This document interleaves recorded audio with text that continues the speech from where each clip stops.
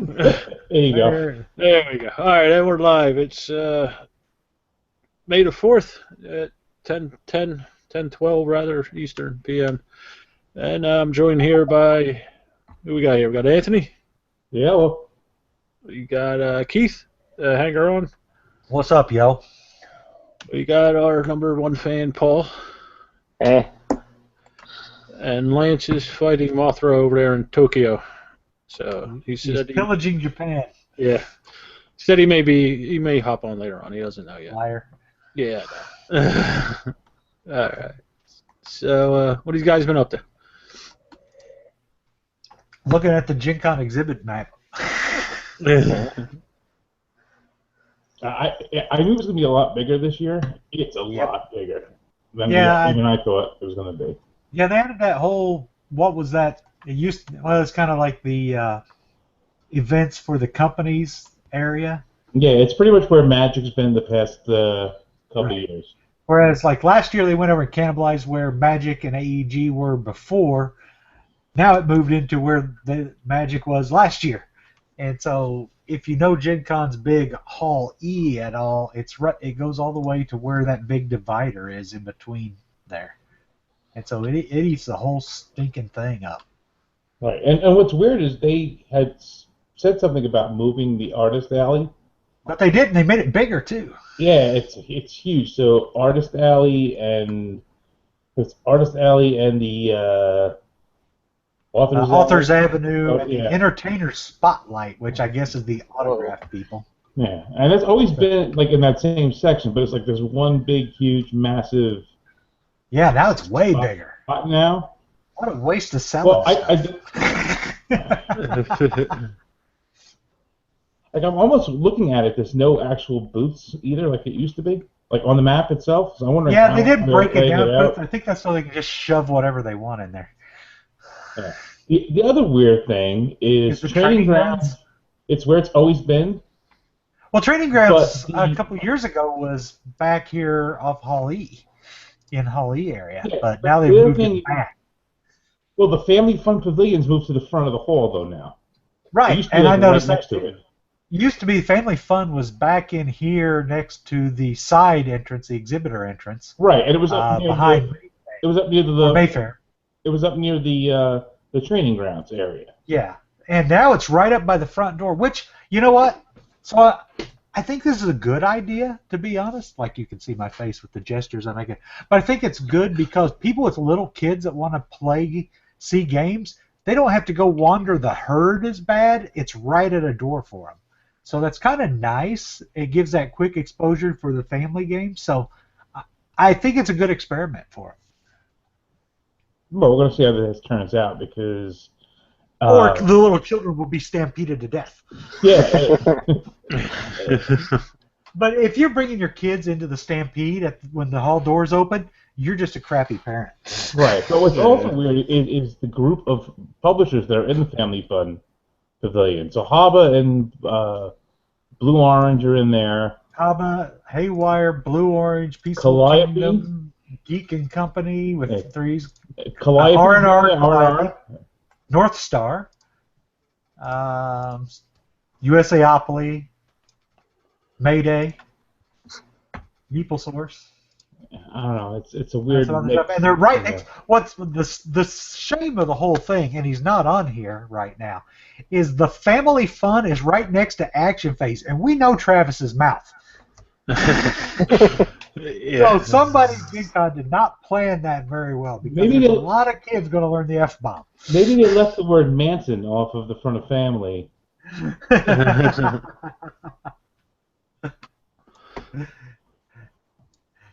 Yeah, it's cool stuff, and that's a herd that's right next to the Family Fun as well. Yeah, and some people have obviously talked about things moving, but like Travis was near the Family Fun Pavilion like a row or two off every year. Yeah. But he was in the back, but like Tasty Minstrel is still back in that same section. Yeah, Yellow's still back there too. Yeah, so they're like in that no man's land now because of that huge artist alley, and then a lot of the other publishers are in that center area. There's a ton of people in the right-hand side, which never used to be there.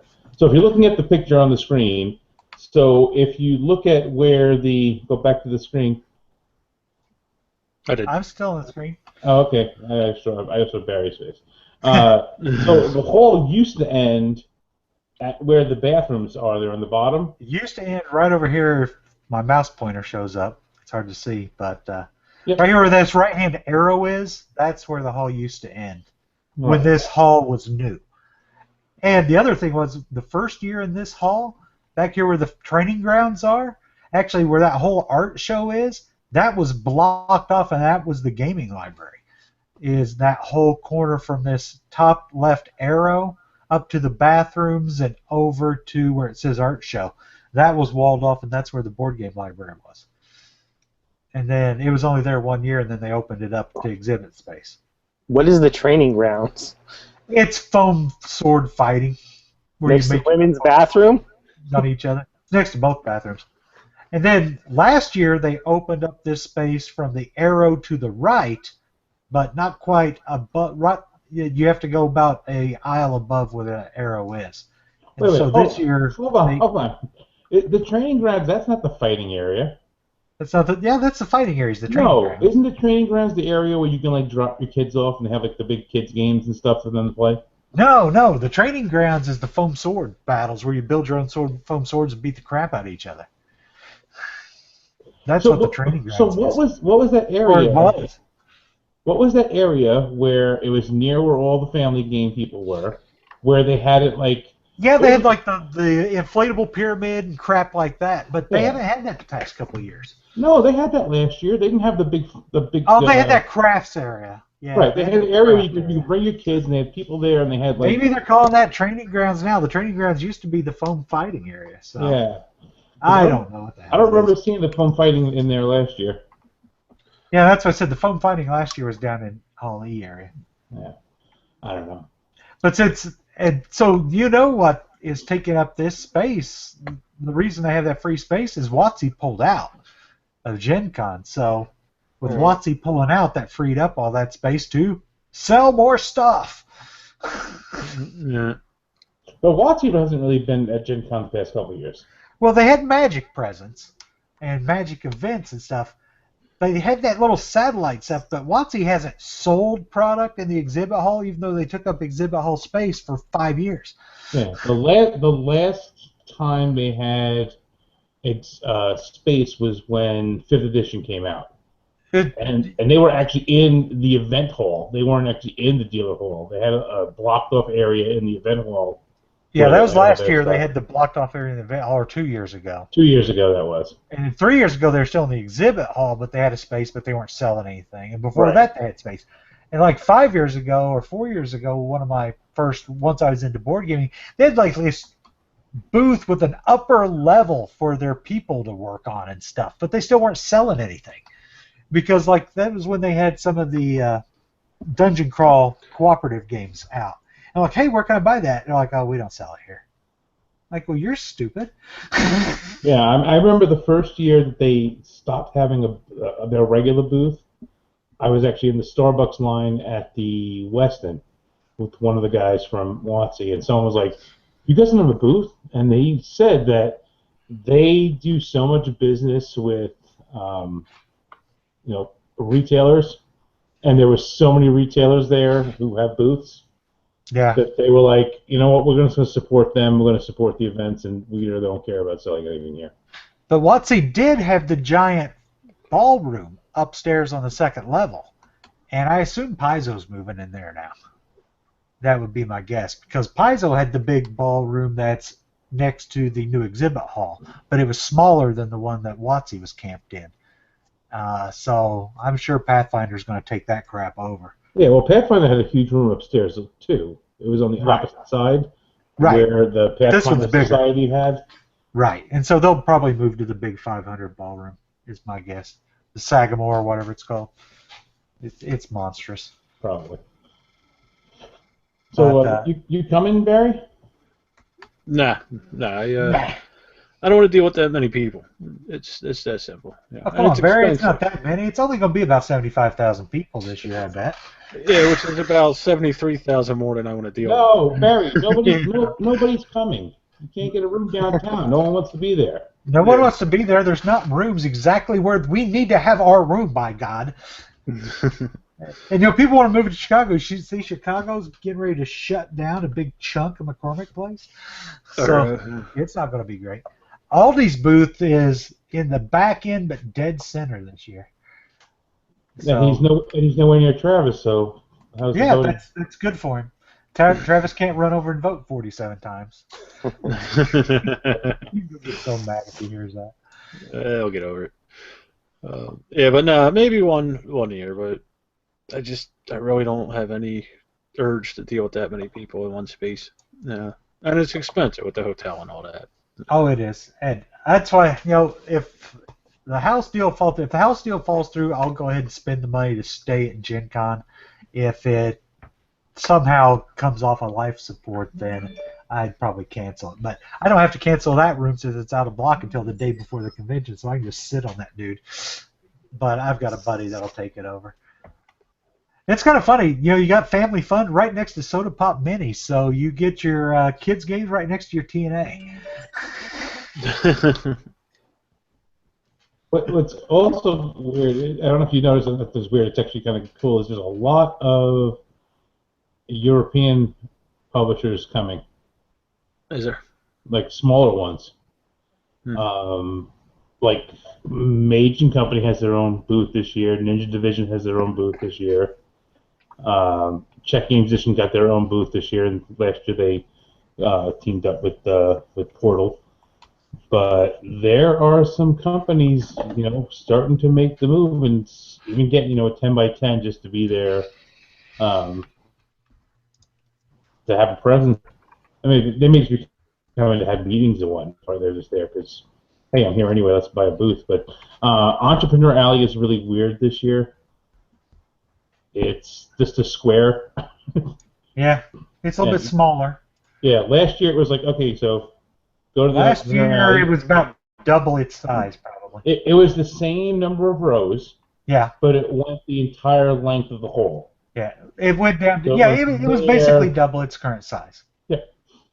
So it's where that block is, right directly under it, is what it took up last year. And the funny thing when you look at the map, there is an empty booth.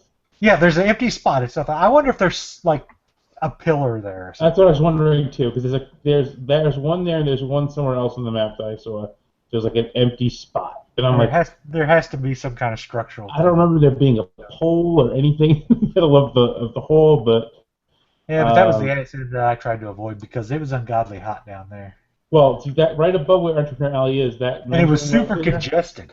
That men's room up there, right above it, was the nicest place to stay last year on Wednesday while they were setting up. There was no air conditioning in the hall. Oh, I know. I was in there. It was horrible. It was like 105 degree in there. It was cooler outside, and it smelled just of human sweat and desperation. Yeah. And so the plan this year is I'm going to go around on Wednesday morning, and everyone who's in the hall, I'm going to get $1 from everybody, just so I can faint. And they have to call an ambulance to take me away. And they'll turn the air on because I collapsed from the heat exhaustion. But yeah, it was really bad. I mean, I understand why they don't turn the air on. Well, it's because the doors are open and it just overruns the thing. But you know what? Open the doors, run stuff in, air condition it. You can do better, or cool the crap out of it all night, and then at least it's cooler when you crank the doors open. Or they could put plastic up there to try. We used to do that with the trains in the summer. You put plastic up on the doorways, and then it cuts back on how much. They had enough people griping they might do something this year, but CGE's got their own booth this year. Yeah, they got their own booth this year. I was going through before when it first popped up. I was trying to get some stuff done and looking, but there's a few. If you go like lower down, there's a couple of companies that have done Kickstarter stuff, but they're not from here, that are showing up. Well, I hope that the ones coming from Europe will learn from some of the big guys' past experiences and Make sure they get their crap through customs way early. Yeah. Because if you wait till the last second to ship it, you might have a big expensive booth and nothing to sell. Yep. Does anybody know how that works? Like, if you do get through customs early, will Gen Con house this stuff for you? Gen Con will store stuff on site for you. They'll charge you out the butt. Yeah, they charge you a lot for it. I'm sure they do, yeah. But there are companies that those guys can hire that will basically bring it to Indy and store it until it's ready to come and stuff like that. So Yeah, like Studio 2, a lot of the companies use that, and they have facilities in the area, so they will house stuff there. But again, you pay for it. So, like, we've heard the story. It's actually like, for like Gen Con, for some companies, it's actually cheaper for them to come like on Monday and go out and buy tables and chairs for their booths and then throw them out. Yeah, I remember Actually National ship it something. to yeah, them. there's a lot of people do that. But like I know AEG, all of their stuff that they use in the booth, that all gets packed up, put on a pallet, and that gets put into storage in the area. So they use those tables and chairs for there and for Origins. I don't think anywhere else uses those tables and chairs and stuff. They basically pay to store them locally, so they don't have to transport them. Right. So it probably ends up costing them the same as if they had truck stuff along. Or just bought new tables every time. Right. And like Plaid Hat used to, I don't know if they're still doing it now with this thing, but they used to load up a panel truck with their stuff and they drive it themselves. Yeah.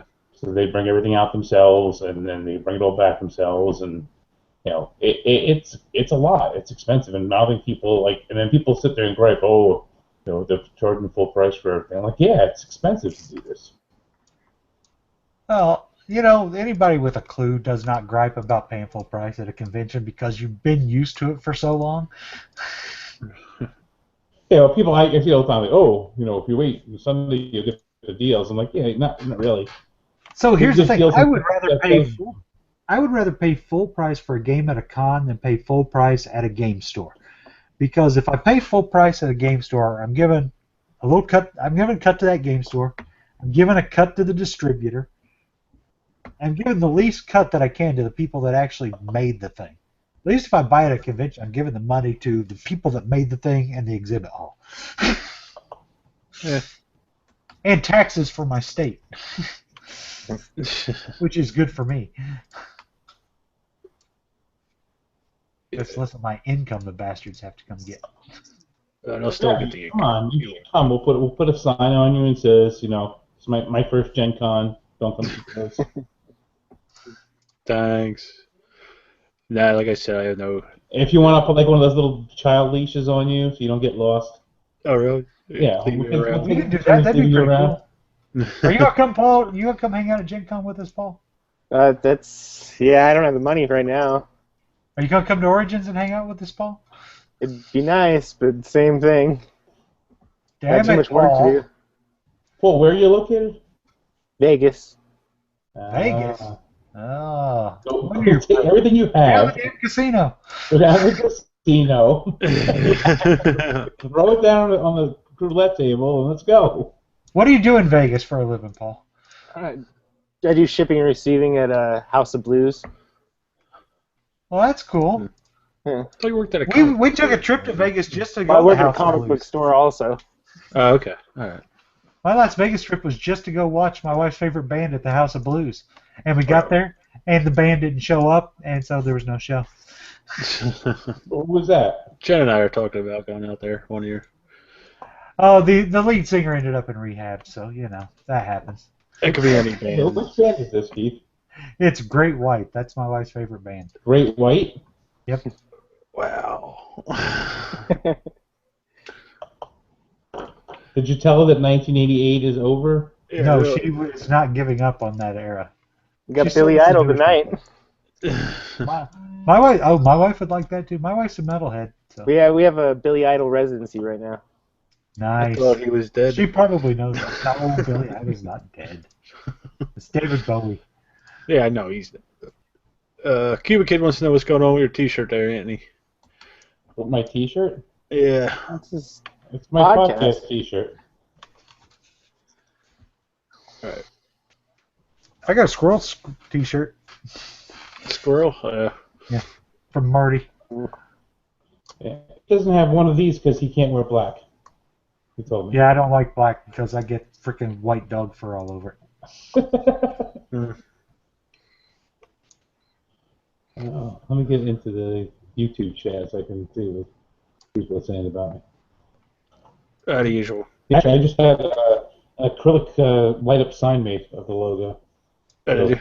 Pretty soon You it'll know, be people like, on really the can't wall see back that over on the there. podcast. That is true. Podcast is not a visual. What, the acrylic sign? Yeah. Oh, not yet. You going I'm on gonna start putting YouTube with it? Yeah, I'm going to put the podcast on YouTube because, that's the thing to do, right? I don't understand Everyone's putting doing it. podcasts on YouTube most of the time. Other than I actually recording it I live. actually like podcasts on YouTube for the simple reason that I don't have to be plugged into my phone at work. Right. I can just put the YouTube on and listen to it through my still have my headphones on, but I'm not using my phone. I try not to use YouTube at work because that's easier for them to keep track of what I'm doing. True. Yeah. True. Good point. So I see, Anthony. I seen you posting about volunteers for Gen Con. Who you pushing for? Anybody in general, or? I have opportunities with several companies. So you're doing like the same thing you did last year, running events for people? Yes. Are you doing the same company you did last year? Portal is one of them, Yeah. and then I have 3 others. So I don't think I'm going to volunteer this year. that's okay.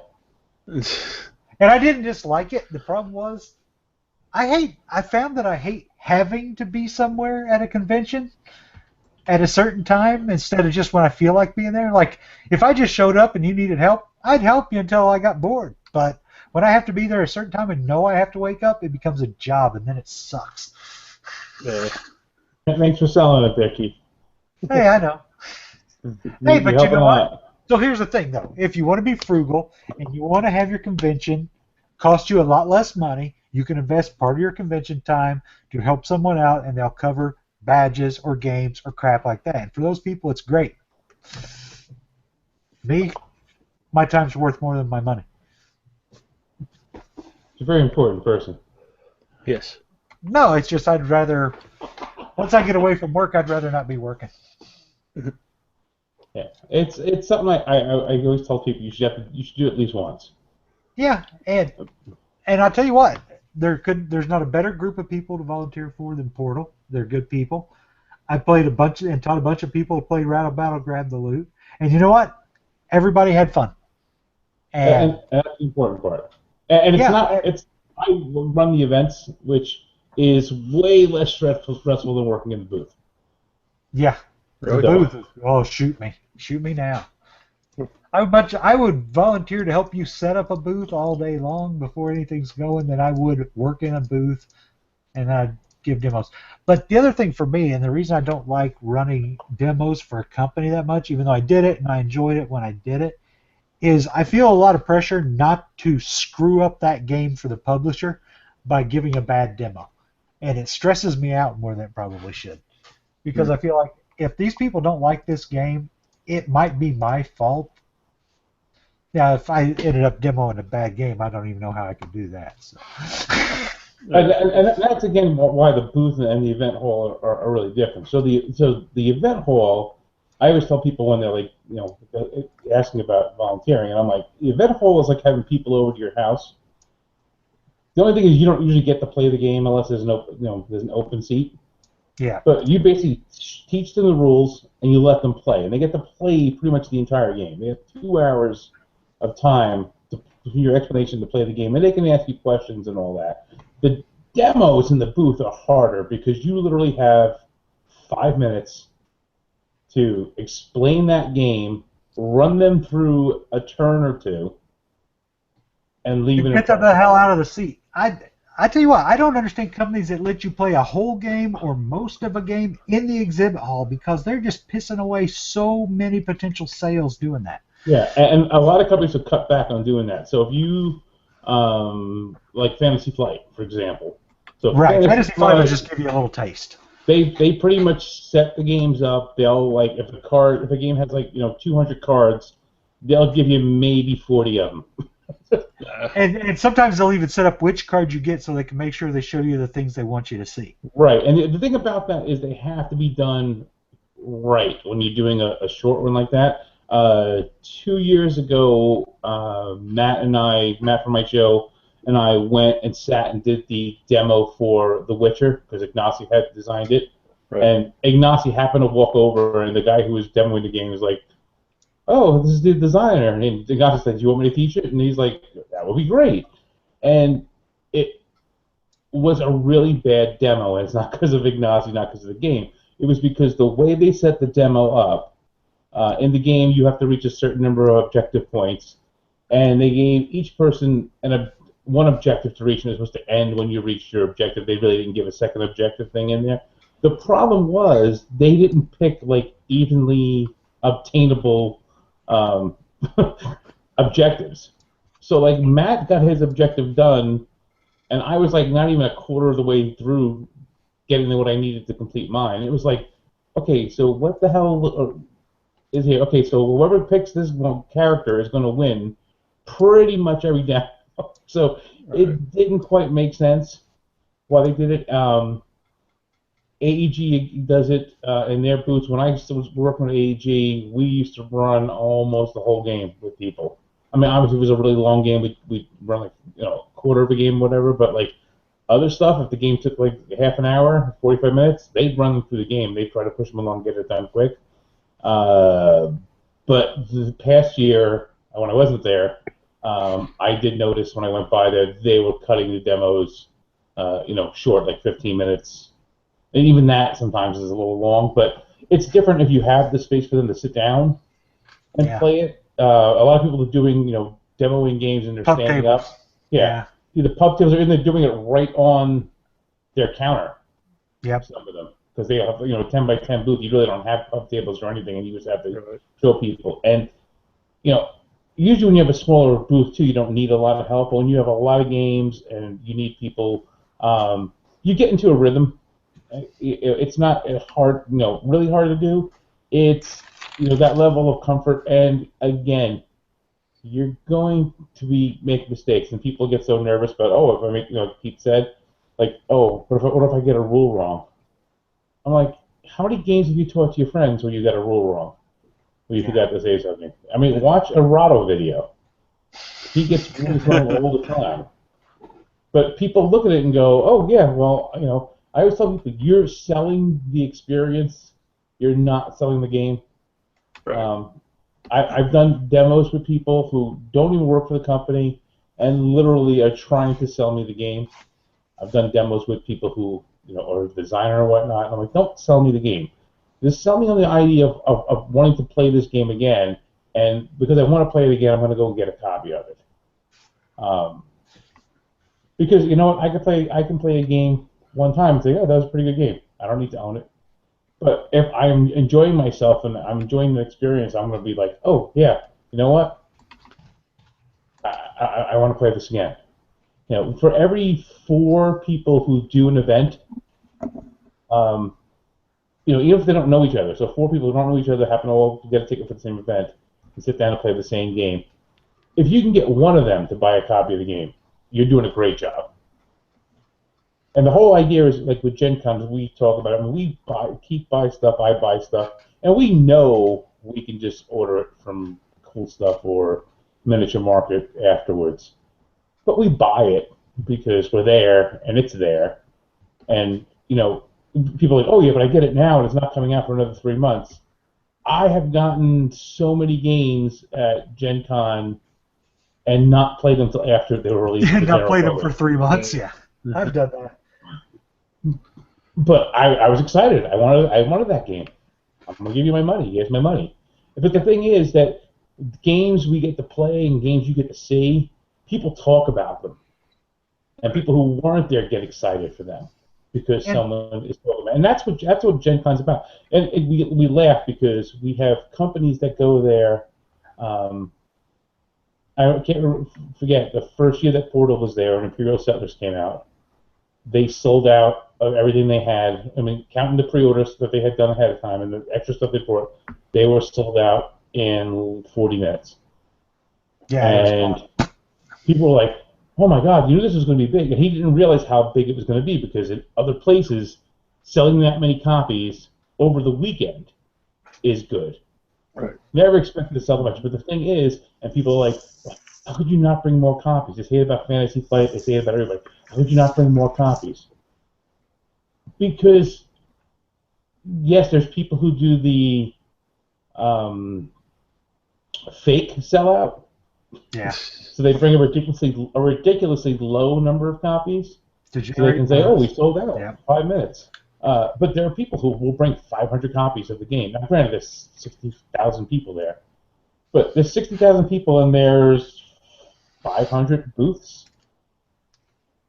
So yes, people spend a lot of money, but you know what? There's no guarantee they're going to come spend the money there.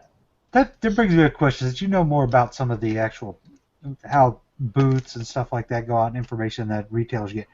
Does Gen Con tell retailers what their sold number of badges is before the convention so they know a minimum of how many attendees are going to be there?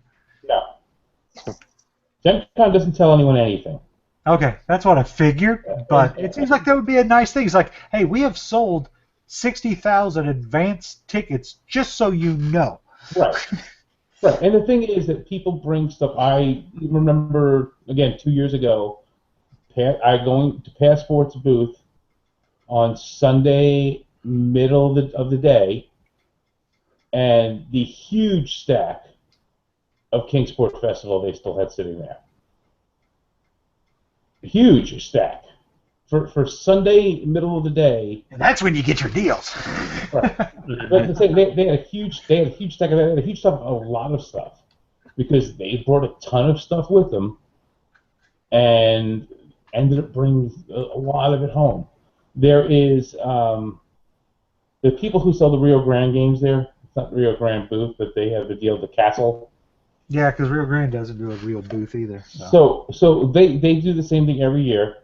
So they have good prices. They lower the price as the weekend goes on. Here's a hint. They lower the price. On Sunday, in the last couple of hours, they literally liquidate as much as they can. They'll stand there and go, "I got 4 copies left of Paragrid. First 4 people with $25 gets a copy." And people raise their hands like, "Okay, you, and you." They like put their money up. He hands them out. I have seen them more than on one occasion on Sunday after the hall closes throw product into the piles of garbage. Nice. Because it's not worth it for them to take it home. I saw Trajan going for $20 at Gen Con 3 years ago on Sunday, and there's a big ass stack, but nobody knew what it was yet because it was a butt ugly box. One year when people were like the last stragglers were walking out of the hall, AEG had some of their small box games like the Isle of Doc and the Crow and Myth, and there was another one that came in that small box that we literally were handing to people as they were walking out the door. You want a free game? You want a free game? Here. Free game. Thanks for coming. Free game. Because they didn't have a lot of it left. They weren't going to be printing any more of it at the time. And they just handed them to people. Here you go. Have a free game. Have a nice day. Thank you. Because they don't want to pay to cart it around. And that's the whole thing. You may have that year where you say, "Wow, this is going to be big. I'm going to bring 2,000 copies," and then you carton 500 of them still home, which is a lot. And again, you only have so much space in your booth. So like Fantasy Flight and Asmodee have big sections on the floor, but a good majority of those sections are tables and chairs. Yeah, most of it is. I mean, you've got Fantasy Flight's got the big store. Asmodee now has the big store, and the rest of it is tables and chairs. Right. But the other thing is, too, Gen Con has rules about how high you can stack stuff. Yep. Right. They want you to cover the product now. That's Right. the boxes, the cardboard boxes, That's the number one rule is you cannot have showing cardboard. which is dumb. Who cares? So the thing is, here's the other thing, like, so if you have something you think is going to sell very well, you can either have it put into storage on site, and so for that you pay for the storage, you pay for them to bring it to your booth, and you bring it for them to take it out of your booth. So you're paying to move it a bunch of times. Right. So if you happen to say, oh, we're going to need a lot of it, and you load it up all onto your tables, and to make it easy for you, You throw all the cardboard away. well, never mind throw the cardboard away. You like cut the tops off of all the boxes, Yep. and then you have to take it back. You now have to load a pallet with boxes that are not stable anymore. Yep. All right. So I mean, if you can do it, good, great, grand. But that's the whole thing, because then you have to coordinate all that too. You could sell out. They will not bring you anything during the show. So if you sell out at 11:30, you're not getting any more that day. Yep. You know, the next day you may have more, but then you got to coordinate it with them, saying, "Hey, I need these. You know, I need to get into." They have storage rooms there, but what they also have is they have trailers. So like they have 18-wheeler trailers that are in the loading dock that they use for storage. Yep.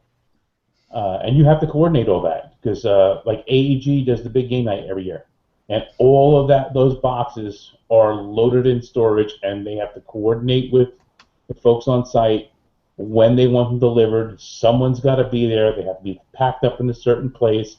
It's a whole rigmarole.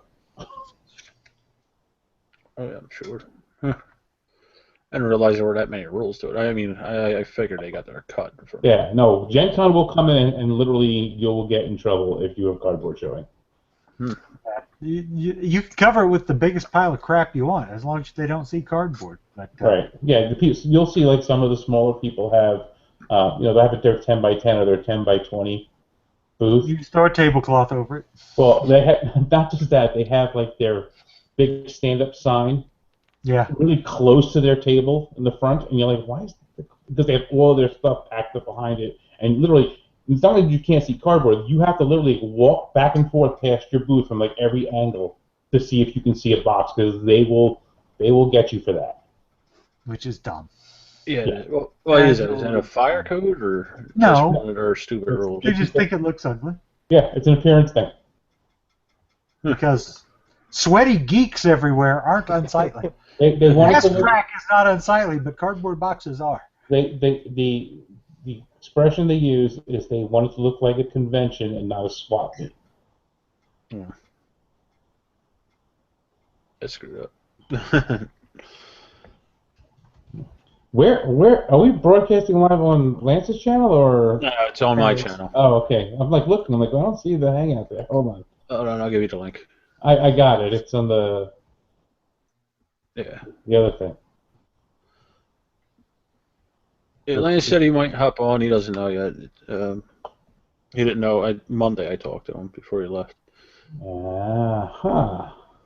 Yeah. Said he might. I doubt it, though. I mean, it's like. I think they're 18 hours ahead of us, if I remember right. Something like that. My brother was in Korea. He said it was about 13, so something like that. I'm going to buy a Utilikilt. Utilikilt? No, I'm not really. I'm just kidding. I hate those things. Just because most of the people wearing them should not be wearing them. Yeah. So, what's everybody played lately? Well, we actually play games still? Oh, my bad. I try to. Try. It's a key word here. Have you guys played Rebellion? I've still not got my copy to the table yet. I haven't with other people. I think I'm getting rid of mine. Really? Why? You're in the minority. No, I like it. I just think it's too long for what it is. How long is an actual game? Like I said, I played part of a game to get the rules down, but how much is an actual game? 2-3 hours? It's at least 2.5, closer to 3.5. What if you know what you're doing? Um, Probably. It's a really good game. There's a lot of things going on, and then a bunch of tension, and then some other stuff going on, and then a bunch of tension.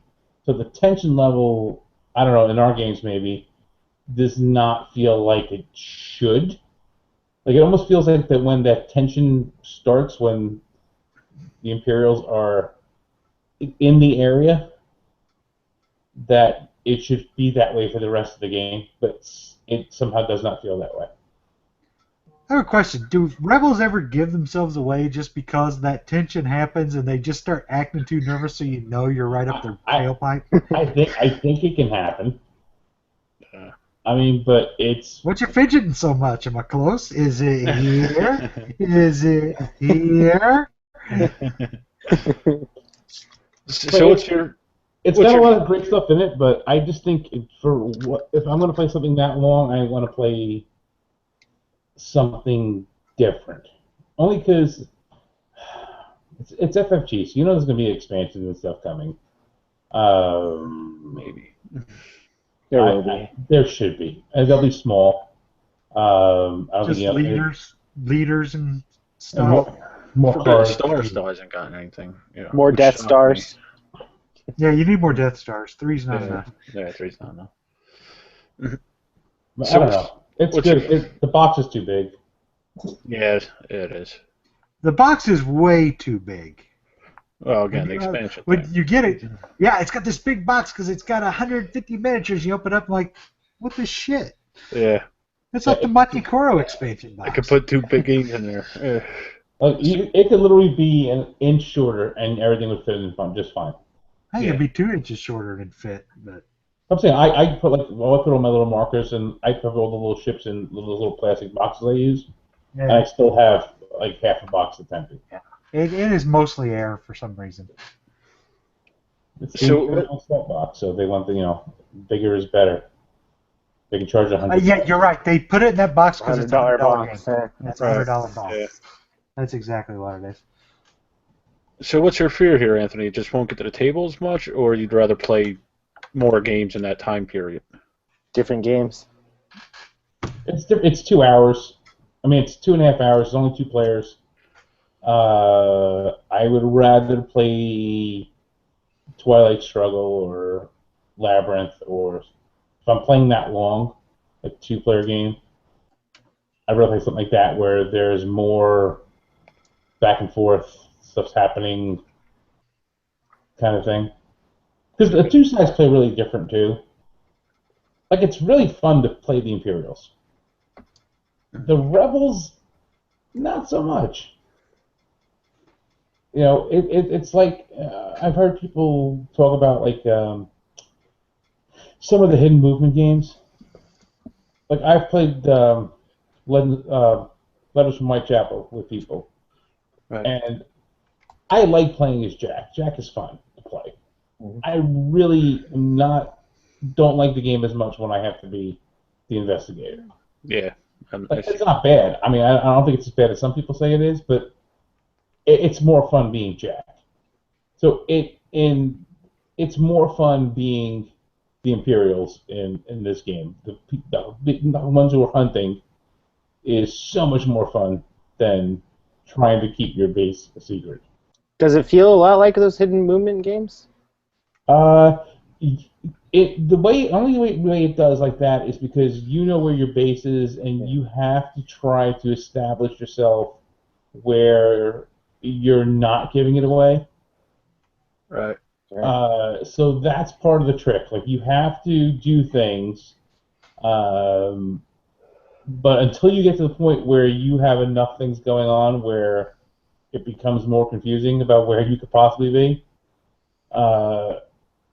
it's like, okay, you're really, really gun-shy to do some stuff.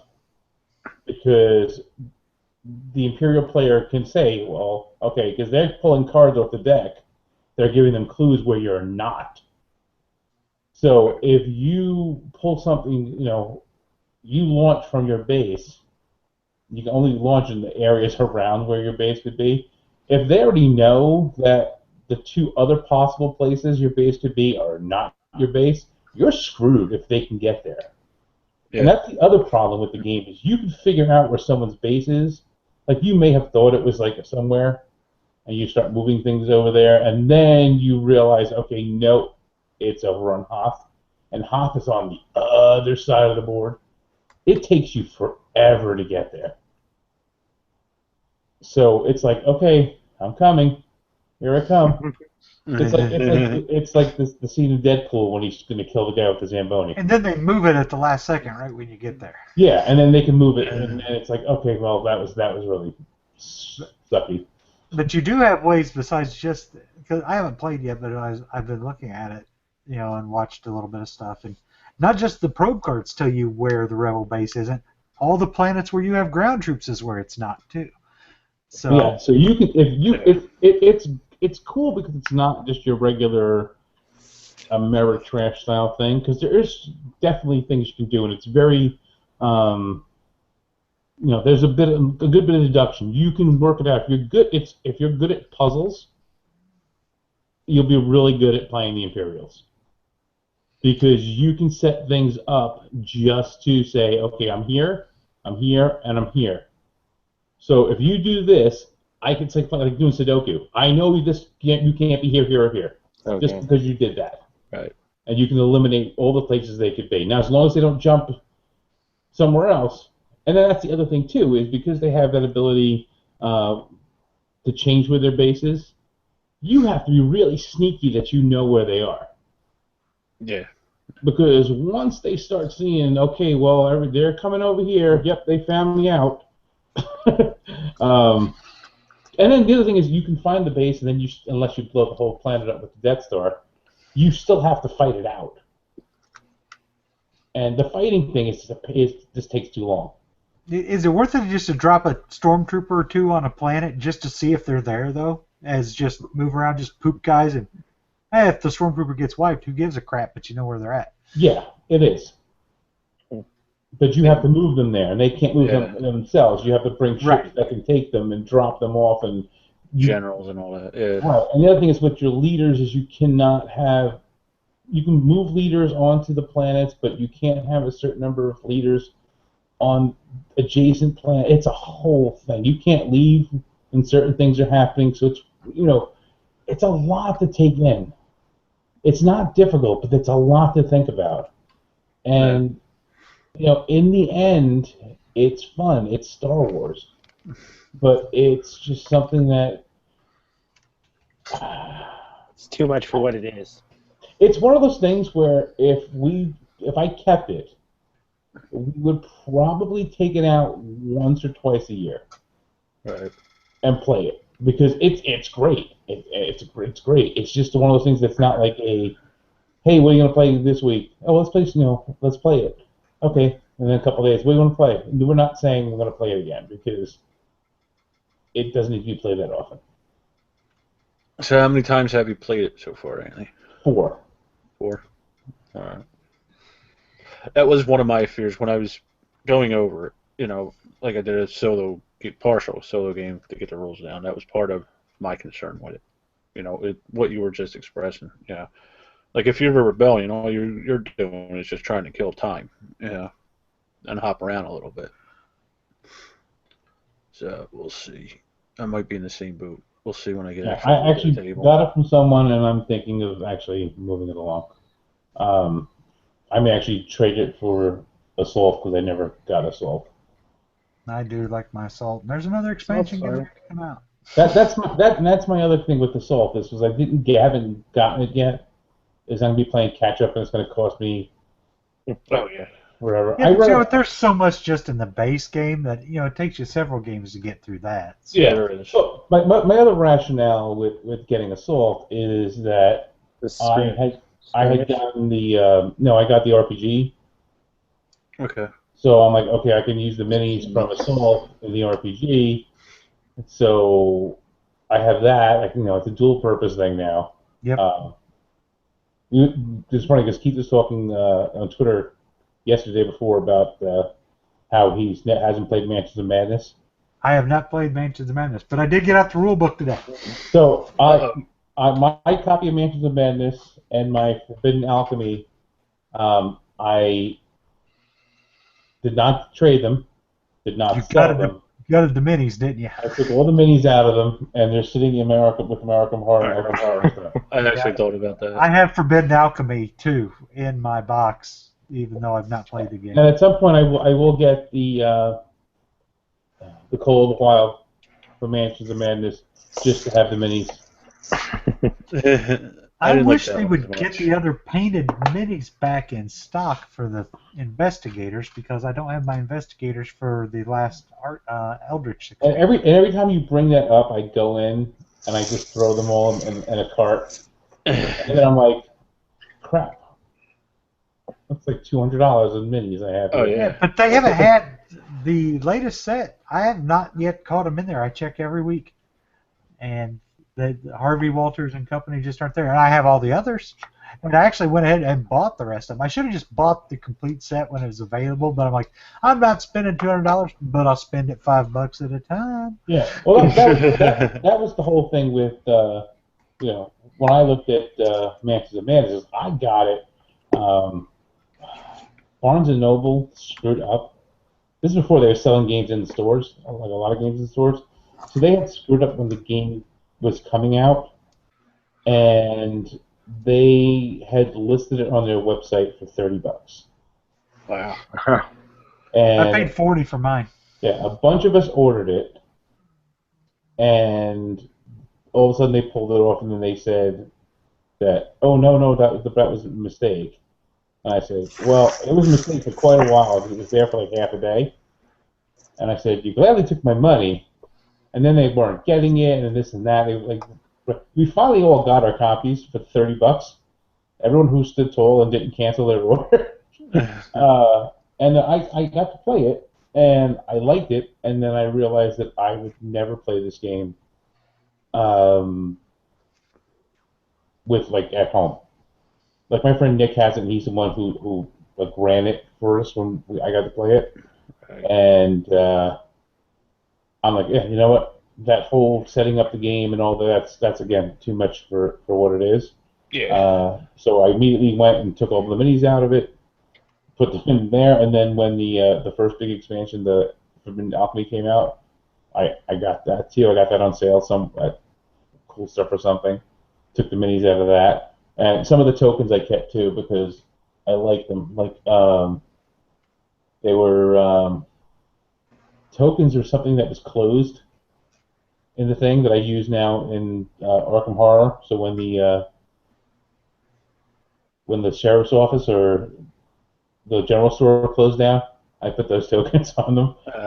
And then there's some clock tokens in there. I took those out, and I use those in Eldritch. So when you're delayed, I put that next to you. But yeah, it's that for me. That was worth it. So like even the Call of the Wild, it has like 4 or 6 more investigators in it. So to me, that plus the monster things and then whatever tokens I can use, if I can get it for $30, is well more worth it. And yeah, they're not painted, but it's still a better deal than buying the individual investigators. Yeah, I wonder if the unpainted investigators in Mansions of Madness might be some of the ones I'm missing for Eldritch. Yeah, they're the same exact scope. I think Harvey's in there. Yep, he is. So, hey, all right, I got a Harvey I can stick in Eldritch when I'm done playing. And the whole thing about it is they have not made anything new for it. No. So like, that was the whole thing. Like, I would have That's kept Call of the buying Wild, it. right? Yeah, no, I would have kept buying this stuff if they kept making it, but because I have them, I don't even have them in the box. I have them in a separate little box on the side because I use them in Arkham, I use them in Eldritch, and I use them in Elderside.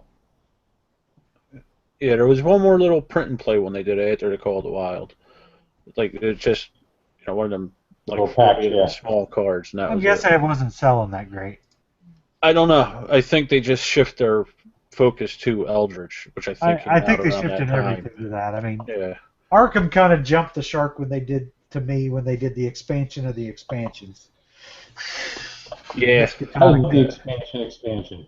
I But that love the expansion. still, I know, but it's idea kind of ever. crazy to expand an expansion. Just make a new expansion. Well, no, because all they did was they just added more cards to each of the decks that came in the other expansion. The thing that did that was The thing stupid. is, if you don't have all the other expansions, then you're not going to buy that. sure. Well, Well, I think true, they but had you a have the ones you need for that. Yeah. But here's the thing they missed that they did on Eldritch. So, Keith, you have everything that's out, right, for Eldritch? Yeah, I have everything. Yeah, so do I. Okay, so if you got I don't know if it's the second small box expansion. I think it's the second small box one. Or it's the second, no, it's the second big box expansion. That's the one that just came out. Okay. Right. So in the first big box expansion, we got focus tokens. Correct. Right. Now, they use focus in the next two expansions, but there's only You don't get any tokens. Yes, I think there was 2 additional tokens you got, focus tokens you got. I think you do get focus tokens with the newest one. The second expansion, I think, came with focus tokens as well. But not very many. But I think there's a few in the box. Yeah, but I was like, okay, well, this focus is still in here. So did you have to buy them in order to be able to have focus tokens, or do you have to make up I your own don't focus think I don't tokens? think the other I don't think the small box expansions had the rules for focus in it though. No, but they had things that had focus on them. But they had cards that said gain a focus token. Oh, did they have cards that gave it to you in those? Yeah, I believe so. I'm like, I remember, and I'm like, I'd have to okay, go check. well, See, it would take too much effort for me to check because Eldritch is one that as soon as I get the new shit, I just shuffle it in. Because I do it too. There's no reason to break. I can't the stand. base game's location decks were too damn skinny, Yes. and now they're beautiful. But now the item deck is too damn fat. Well, here's the other thing. So about the thing. So Millennium Blades. Millennium Blades, it is a pain in the ass to play.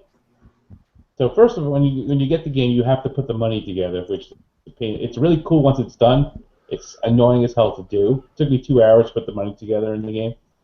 But the other thing is, so every time you play, there is a deck. It's about yay thick, and that's the core set deck. And then you pick a certain number of expansion packs, and those decks are all about yay big.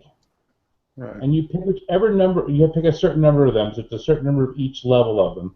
And then you take those and shuffle all of those into the deck to create one big, huge deck. And then at the end of the game, you have to take them all apart again. That, to me, is the most annoying thing. And that's one of the little gripes I have about 51st State.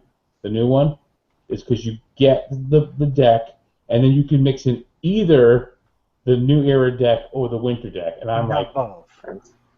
I have them both mixed together right now. We've played the last couple with both, and I'm trying to figure out how bad I'm screwing the game up by trying to play it with all of it together.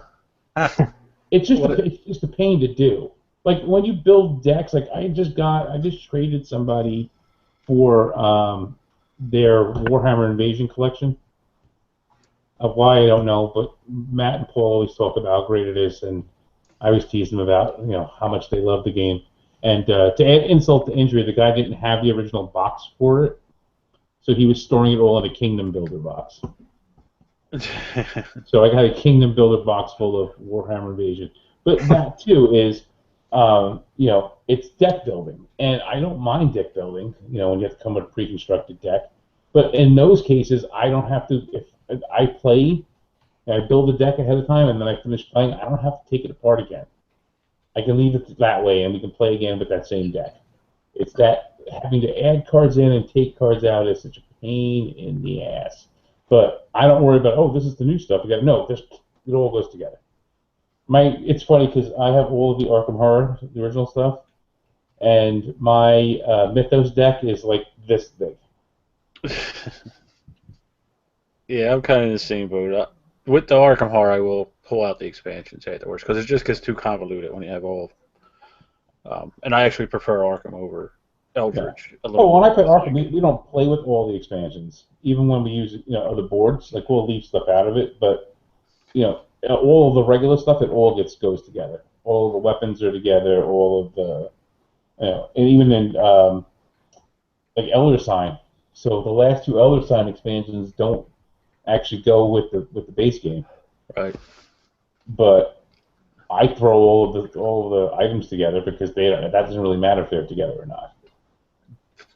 The app for Arkham Horror is awesome that they did way back when. You have to buy the stuff, but it turns your iPhone into all your location decks and stuff, so you don't have to actually shuffle them every time like you're supposed to. You just hit the button and it flips you a location deck. Oh, I never do that anyway. I didn't With even Arkham. realize they had an app. Yeah, they have an app. It's an old one. It's been around for a long time. I never do the shuffle thing because then you're going to shuffle I the same think damn one back when in. we use shuffle thing, I think We're losing him. Yeah, did we He's do breaking up.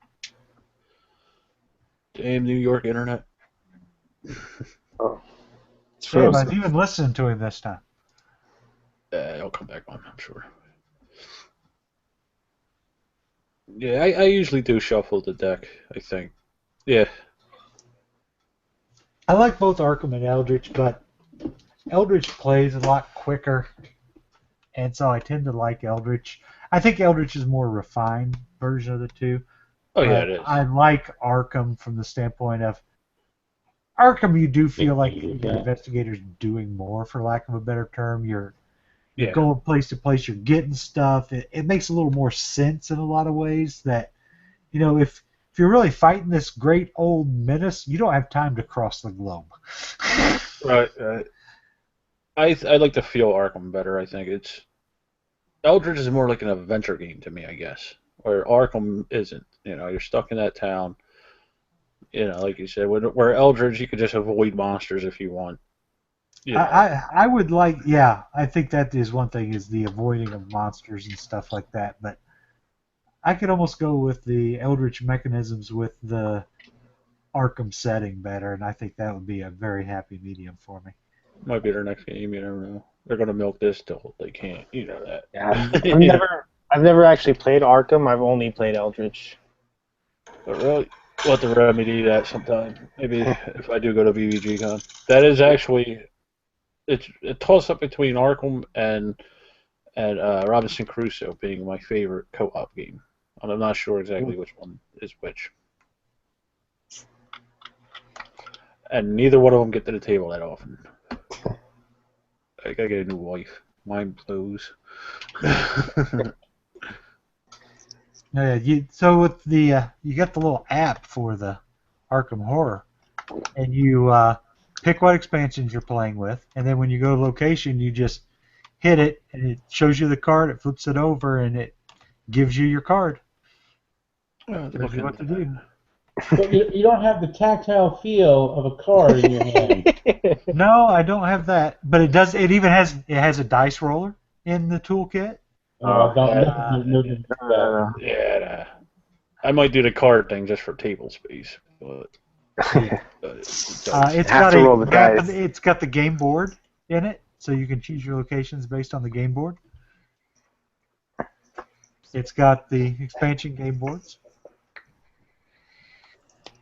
Does it have like the what you call it in there? Like the Arkham Knights rule promo set. stuff in there?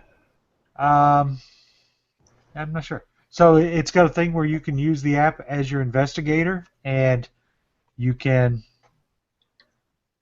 change your speed and pick what your new settings are there, and then it'll just display it, track your health on it, and Very so you cool. can track all your stuff on there too. So Fantasy Flight did this app like 5 years ago. That's one thing I also Look don't over, like it's got all about the Arkham. stuff. Is that little slider thing on the bottom, because you're always that- going to bump it. Yeah, that's the worst thing about Arkham is the stupid, and I forget about that, is the adjustable stats track. Yeah. Whereas, well, you can either fight or you can have will. Pick one. Or you can Yeah, either but I like that. I like See, that. I kind of dislike that. I like it because you can make decision. It's when I look at it this way, it's like, okay, can I pump my adrenaline up for fighting purposes, but I basically make myself a crazy lunatic by doing it. Pretty much. Yeah, but I can't have a guy that's both strong of mind and body with Arkham, where I can in Eldritch. So I can be strong of mind and body, and Eldritch would be dumb as a post. Yeah. No, I like the decisions you make with that sliding thing. I just don't like the physical thing of it. I think they could have implemented that better. I dislike the sliding thing a little bit. That's one thing I prefer in Eldritch. And now they've got in where, the early expansion, the base game, you could improve your skills, and now they've got things that can degrade your skills. Degrade it. Yeah. So, yeah, it goes both ways there too. So they're kind of going somewhat full circle. But I do like solving the mysteries of the old ones better than just trying to potentially fight them and stuff. So I like the old ones because it's local. And based on the time frame it is, because if you look at Eldritch, you're not traveling the world in the 1940s. if you were taking a boat, that's what I was talking about when you were offline. Yeah, it's like a week and a half to get there. Yeah, and the other thing is, so with regular Arkham, I think I've mentioned this before. It's the only game. Well, I'm trying to think. It's the only game I play a house. Well, it's two games I play a house rule with. But I play a house rule in that game, and I will always play that way. If I play with people I don't normally play with, I'll say, look, we're going to play with this house rule. Because the thing that slows Arkham Horror down the most is people. It's not the alpha player, it's just everyone talking. And my rule is, where it takes place, okay, we don't have cell phones. I cannot tell Keith what to do if I'm at the hospital and he's at the diner. We're nowhere near each other. Right. So I can't tell Keith what I'm doing. He can't tell me what he's doing unless we're in the same space. And unless everybody take their own turn. Now, granted, if you and I are in the same space, Barry, we could talk as much as we'd like about it. Yeah, I never actually thought about that. Normally when I play, it's just me and Jen. I have played a 4-player game, and that's, I think, the most I would play with that. I've played with 7. I don't think I would torture myself with that. And with 7 people, you have to play with everyone knowing how to play the game. I'm sure. And everybody moves at the same time.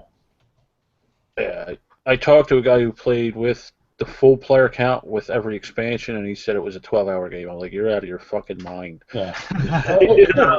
It takes that long if everyone's sitting there going, oh, okay, well, Keith moved over there, so I'm going to move over here. No, everybody moves at the same time. We're playing real-time game here. Everyone's got something to do. All right, decide what it is you're going to do and go do it. Right. It's not, oh, I see Keith moving me. I'm going to start moving towards Keith. Like, how the hell do you know Keith's moving towards you? Yeah. I can see that. Keith's a little slower. Yeah. Hey, I'm not that slow anymore. Fuck you, Barry. Hey, I'm slow. I'm on a cane. I'm slower than anybody. I'm not. Yeah. But, yeah, I have to think about that not talking unless you're in the same location thing. We usually have the no talking rule in Zombicide too. Zombicide, the alternate rule I heard people was that if you talked when it's not your turn, you had to make a noise token. Yes, that's what we do. So if you tell somebody what to do and it's not your turn, you get a noise token. If you do it you were yelling at them. If you do it again in the same turn, not only do you get a noise token, but it stays on you. And I do it on my son and his friends because I don't want my son telling everyone what to do. Okay. And I don't want them will say, "Oh no, you got to do it," because they think they're playing like video games.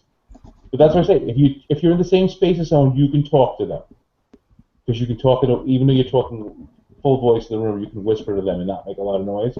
But if someone's on the other side of the board, you're basically screaming. So it's the same similar rule in both, but in Arkham Horror, it's pretty much you cannot talk to anybody unless you're in the same space. And rule 2 is everyone moves at the same time, and it just makes everything else go so much simpler. I'm sure it would. You don't run into any timing conflicts with the moving at the same time, like with the monsters or anything? No, because the monsters aren't doing it unless you run into them. Yeah, that's true. Yeah. So if you were like, okay, I'm going, you just go. It's those things that you always play a game where you know your last turn is coming up or your next turn is coming up, and you know what you're going to do. There's nothing that's going to change it, and nothing you do is going to affect it. And you say to someone, "Hey, when my turn comes up, just move me there and get my $2." Yeah, it shouldn't affect anybody. Nobody should get affected by thing. I mean, you can see the board. So granted, it's that part of the game that's not like real. So I can see that there's somebody about to attack Keith. 3 spaces to the left. So I'm going to go to the left to try to help him out, or I'm going to run the other way. So it's not me. But other than that, like the whole game planning thing is like, okay, this is what we got to do. Like everyone knows what the objective in the game is. Right. And we're all going for the same objective, but once it becomes the alpha player thing, and you break down every single move and every single order of things that have to happen, that's where that game drags down. It's fun to do that sometimes. Don't get me wrong, but if you're playing with a large, more than 4 people, you have to make those rules. If you want, you don't have to do it maybe necessarily the same space. You can do it like, if you're in the same color area. So if you're in, the dark blue area, everyone in the dark blue area can talk to each other, and you can do it like that. But once it gets down to the okay, all right, if you go here and then do this and do that, and then Bob does this and then moves this over here, and then Keith comes around the other end and there's this and that, and then I'll come in and then no, no, we're losing our minds. We're not that coordinated. And again, there's no way to communicate this in the game setting, and it makes the game just that much more like chaotic and fun to me. And again, you play with people who know what they're doing. Everybody knows what that plan is, and then sometimes, someone does something a little weird and different, and you can talk stuff like, "Why did you go there?" And you can say, "Oh, I'm going to do this and that," but like, yeah, that's sort of allowed as long as you're not slowing the game down. It's okay, but that whole group think on every single move and turn and everything, that becomes boring. Yeah, I'll have to give that a try. We'll see. Depends on the wife. We played Patchwork today for the first time.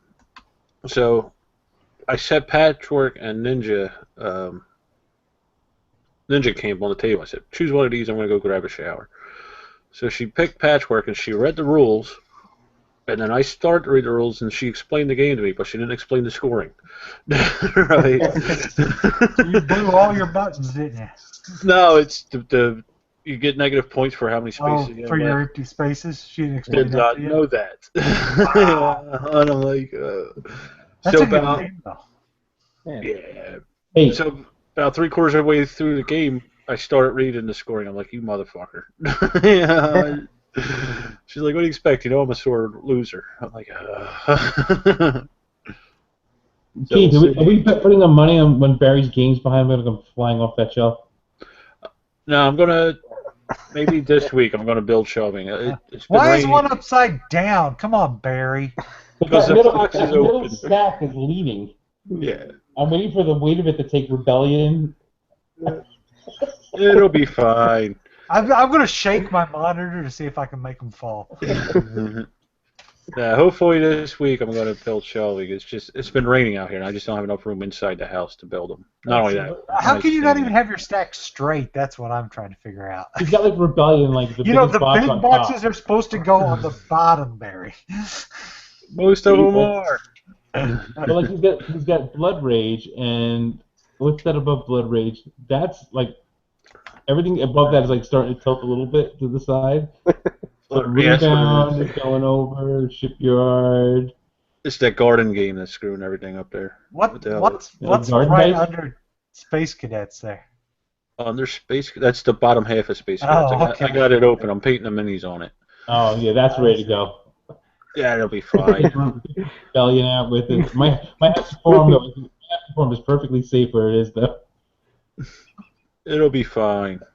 You That got Gold that die? West over there, man. I You get dig Gold West. I should buy that. I like. You get that die at Five Below?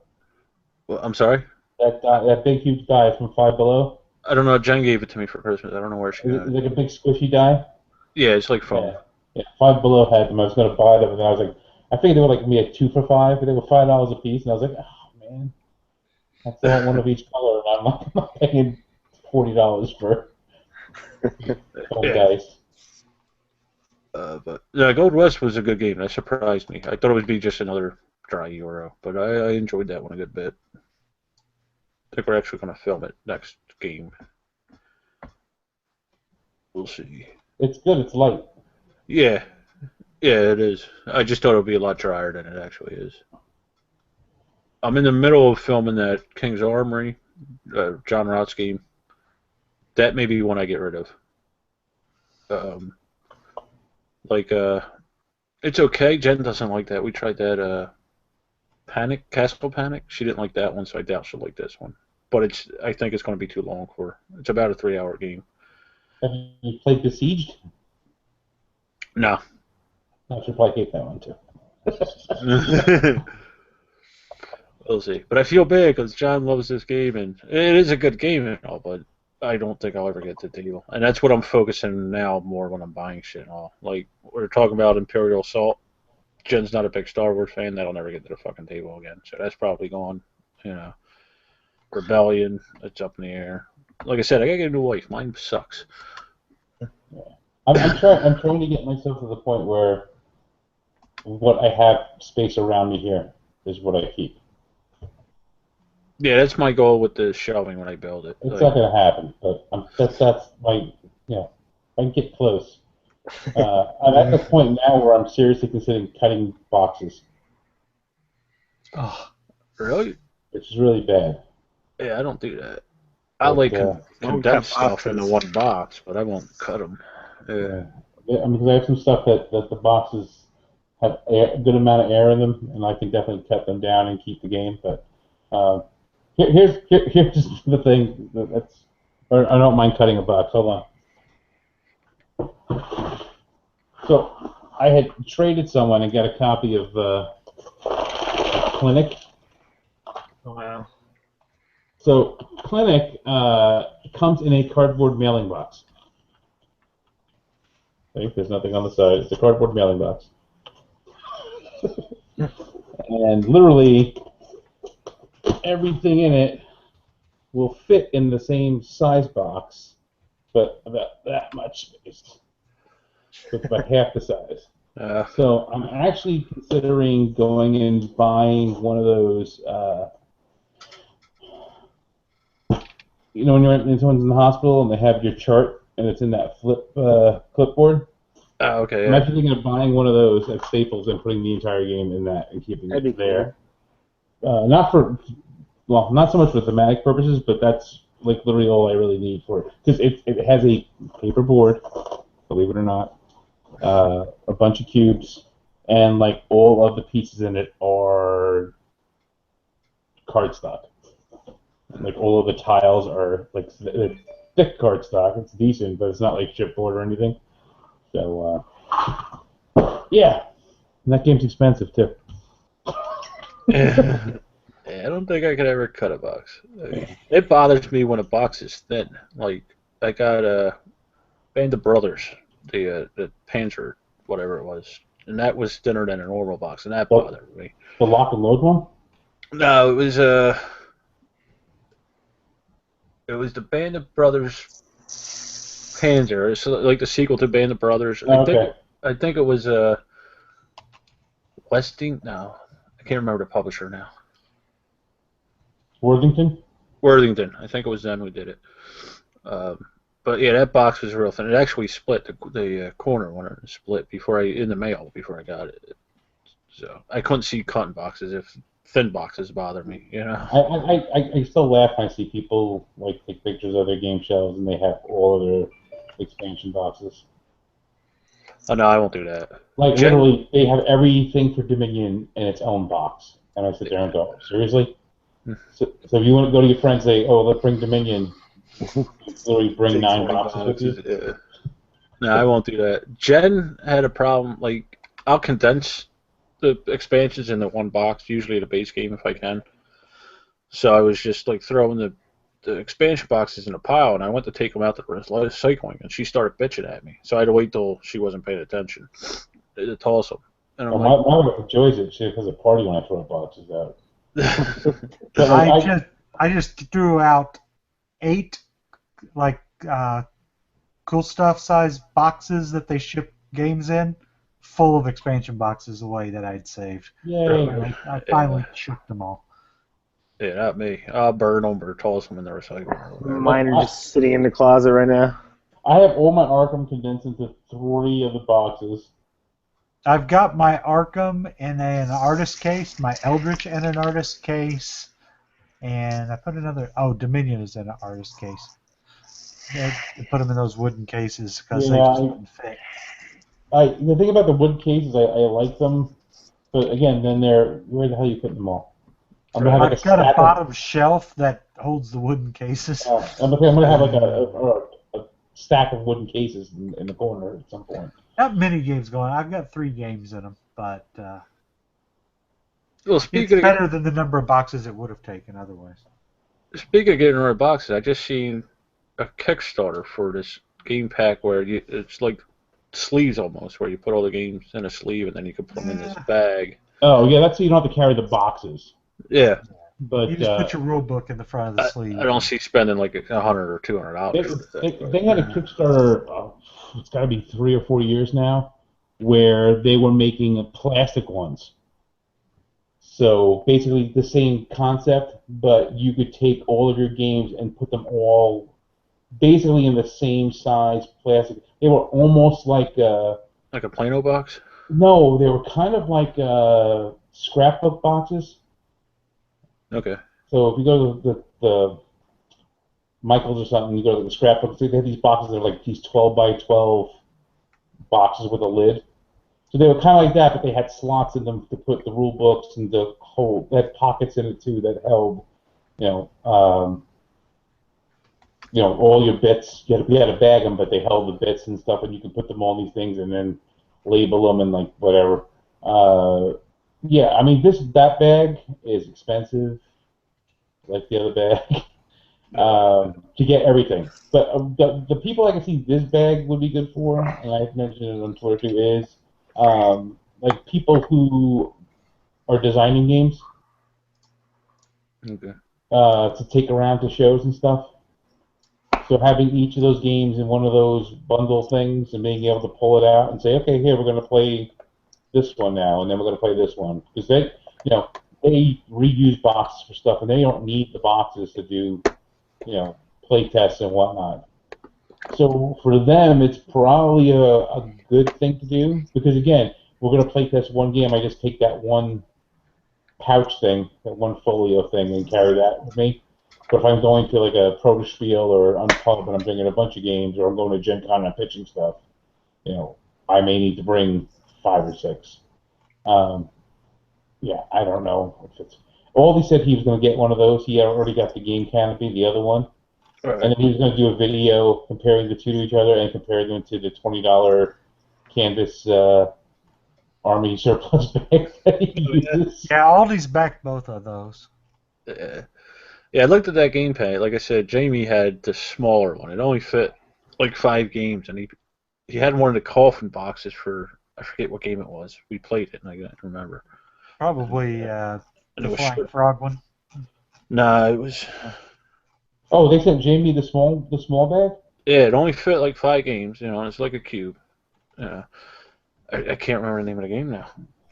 I actually played it that night. But he had trouble fitting that and the other 4 boxes in it. Like, he had to repack it 3 times to remember how he packed it the first time to bring it out.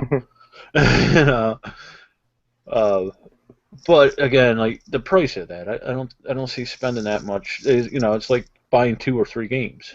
No, the thing is, everyone who talked about it, like in different groups on Facebook, and so we're all like, when the first one came out, we're like, oh, I have my $3 IKEA bag, and that can hold like 20 games. Like, well, first of all, there's no reason to put 20 games into any bag. No, there's not. I can play 20 games in one night. There's no reason to carry that bag around. I mean, we have game. Dude, that's a good bag for shopping at Gen Con. Yeah, that's a good bag for that. But I have like the thing is the canvas bags. I bought canvas bags on Amazon last year. I got a dozen of them for $18, and they work just fine. And they were $18, so if one rips, I throw it in the garbage and I have another one. And they're the perfect size. They fit 3 Ticket to Ride size games with one, like your standard Z-Man Euro game box on top, or 4 of those boxes on their side. And they work great. Yeah. I don't need a fancy schmancy bag. And the thing about it is, I know what's going to happen. If you are buying the bag because it's padded,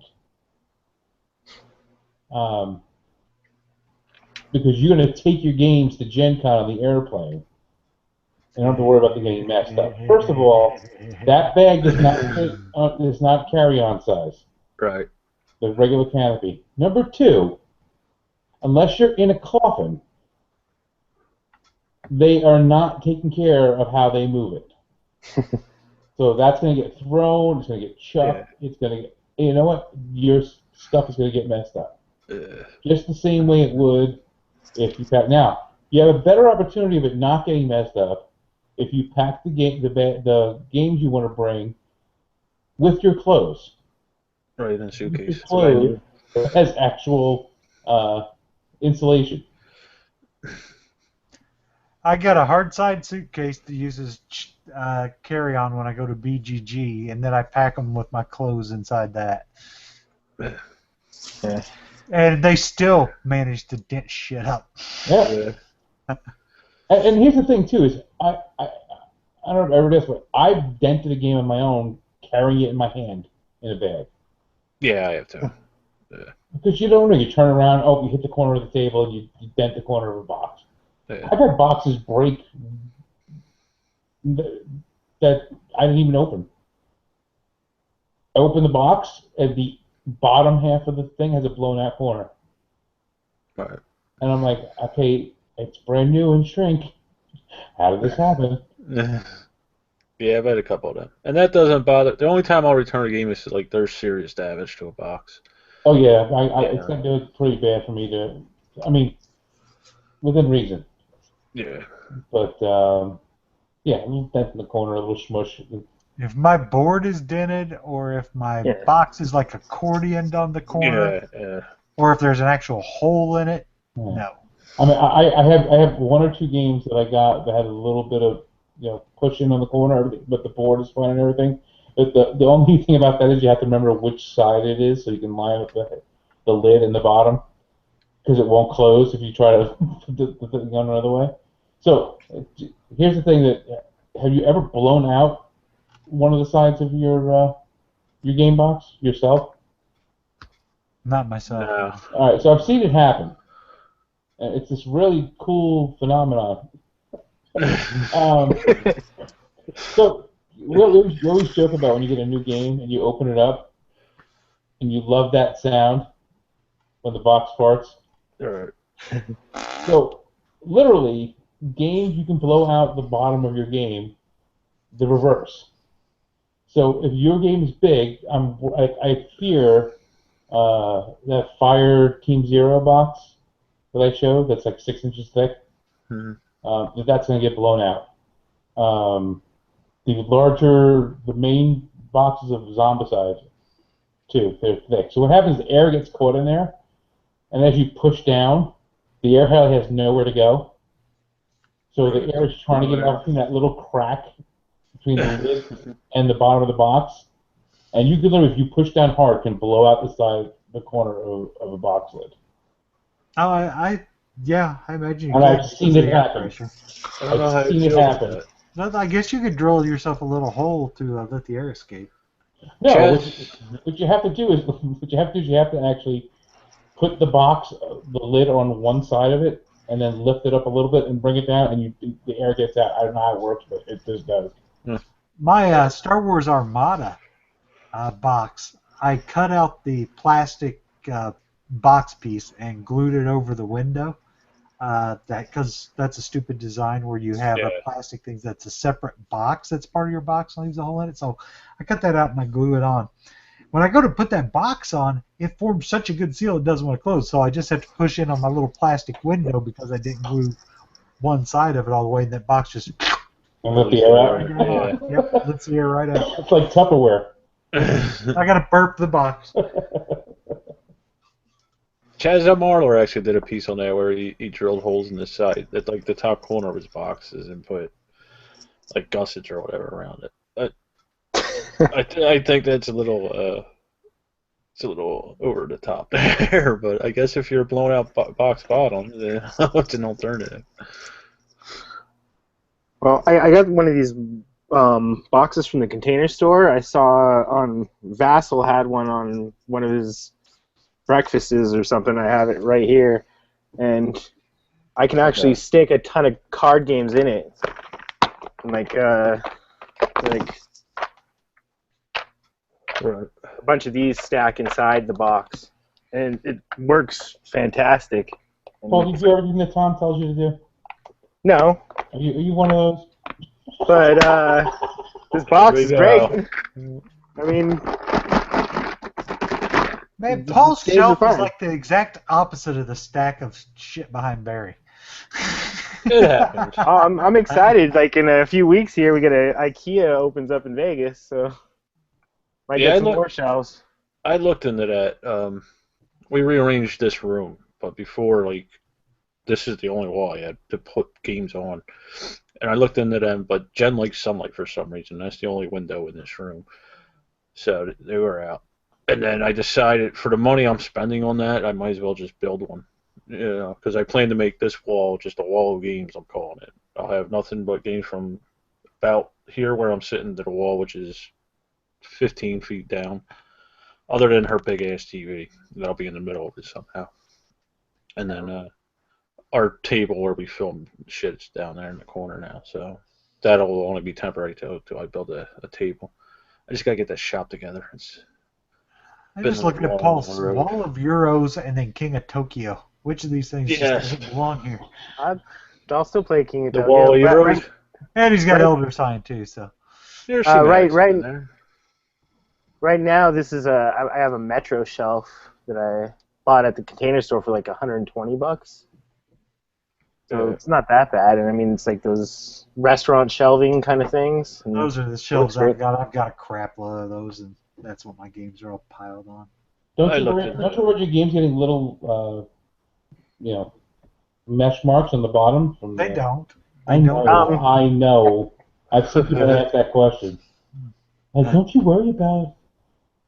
No, because Plus, I'm you can also not get crazy. sheets and just put them over it, or they sell like plastic sheeting to put over the. But I mean, it hasn't done anything to it. Yeah, I'm just trying to see what's up there that I don't have. There's a Games lot from- up there I haven't even played. So Probably not much, Uh, Anthony, the way you buy games. Games to Loyang. Yeah, I'm sure you played all this. I haven't. La Grande, that's the game. La Granja.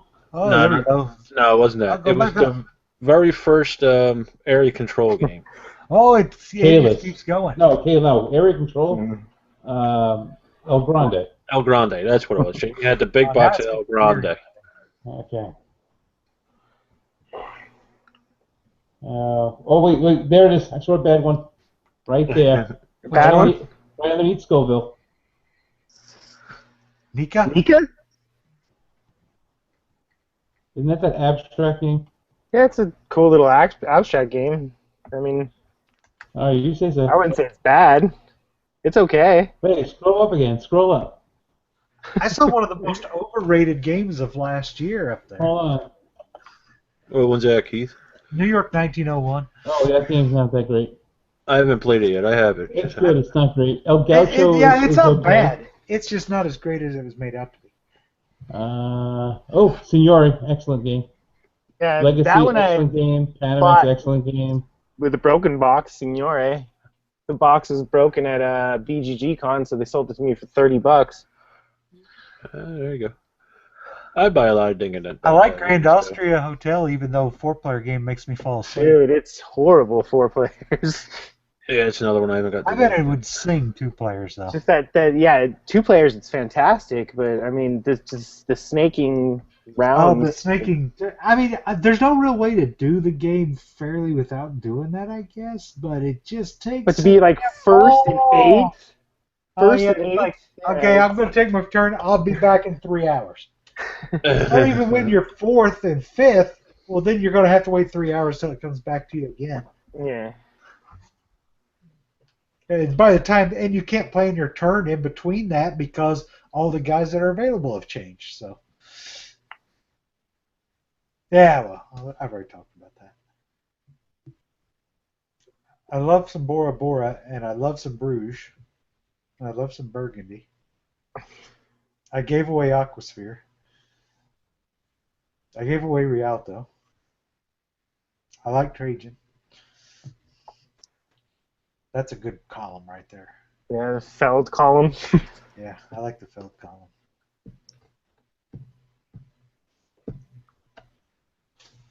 Yeah.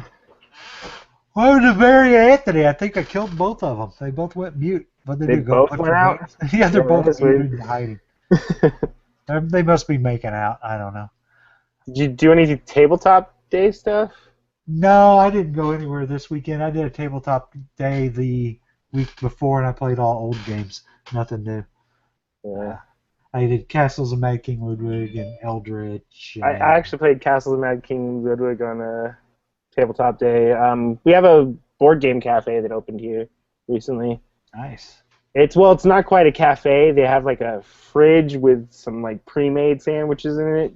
They don't actually have the cafe part down. So it's a quickie mart that has board games. Yeah, you It's can board game quickie mart. check it out. Gotcha. Yeah, it's board game 7-Eleven. But they only charge you like $5 to go in, and you can be there all day if you want. And they have good 2,000 games. So Well, that's what's important. That's more important than the food. I as mean, long as it $5. works. It's It's a good place to go play. and Some then games. yeah, I tried I out. finally played Mission Red Planet. I'd never played that.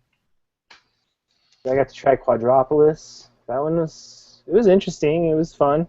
I got my copy of that, and I haven't played it with humans yet, but I sat down and taught myself how to play it. I mean, it's really light and quick. Oh my God, it plays so fast with like a 2-player game. Yeah, it can play really fast if the people don't get locked up, because I mean, Right. you can get AP'd on it. I don't, but my girlfriend was locking up on it. You just hit her with the box lid. It'll be all right. Let her know it's her turn. But it's a neat little game. I would say it's simple but elegant design. So Yeah. it's very interesting. The components are great. That is some nice chunky Those punch board. love the little Yeah. plastic clear meeples. Yep. I think it's Days of The Wonder. player mats suck. Yeah. I don't really like They're the like thin cardstock thin stuff, player mat.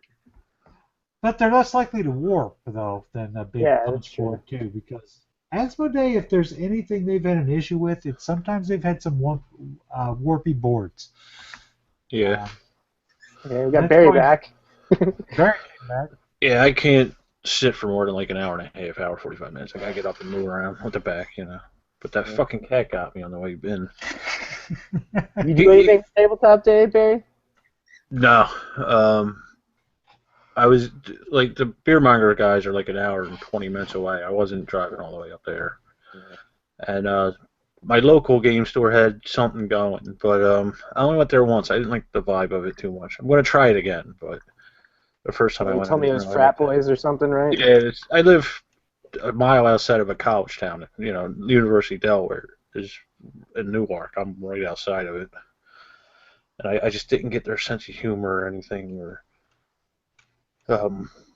men have changed since I was growing up. I'll leave it at that. You know, so I will try it again. There's a couple meetups around here, but it's usually on Monday and Tuesday, and I'm down the shore today, so I'll have to figure something out. Because, like I said, my wife's no good anymore. She's got this stuff going on with her father and all, but I think she's getting sick of learning new games all the time. And if she does, she only reads half the rules to me. So, there's that. But, yeah, I didn't do anything for Tabletop Day. I don't know how I feel about that anymore. I mean, in the beginning it was cool, but now it just seems more commercialized than anything. Yeah, well, It was always commercial.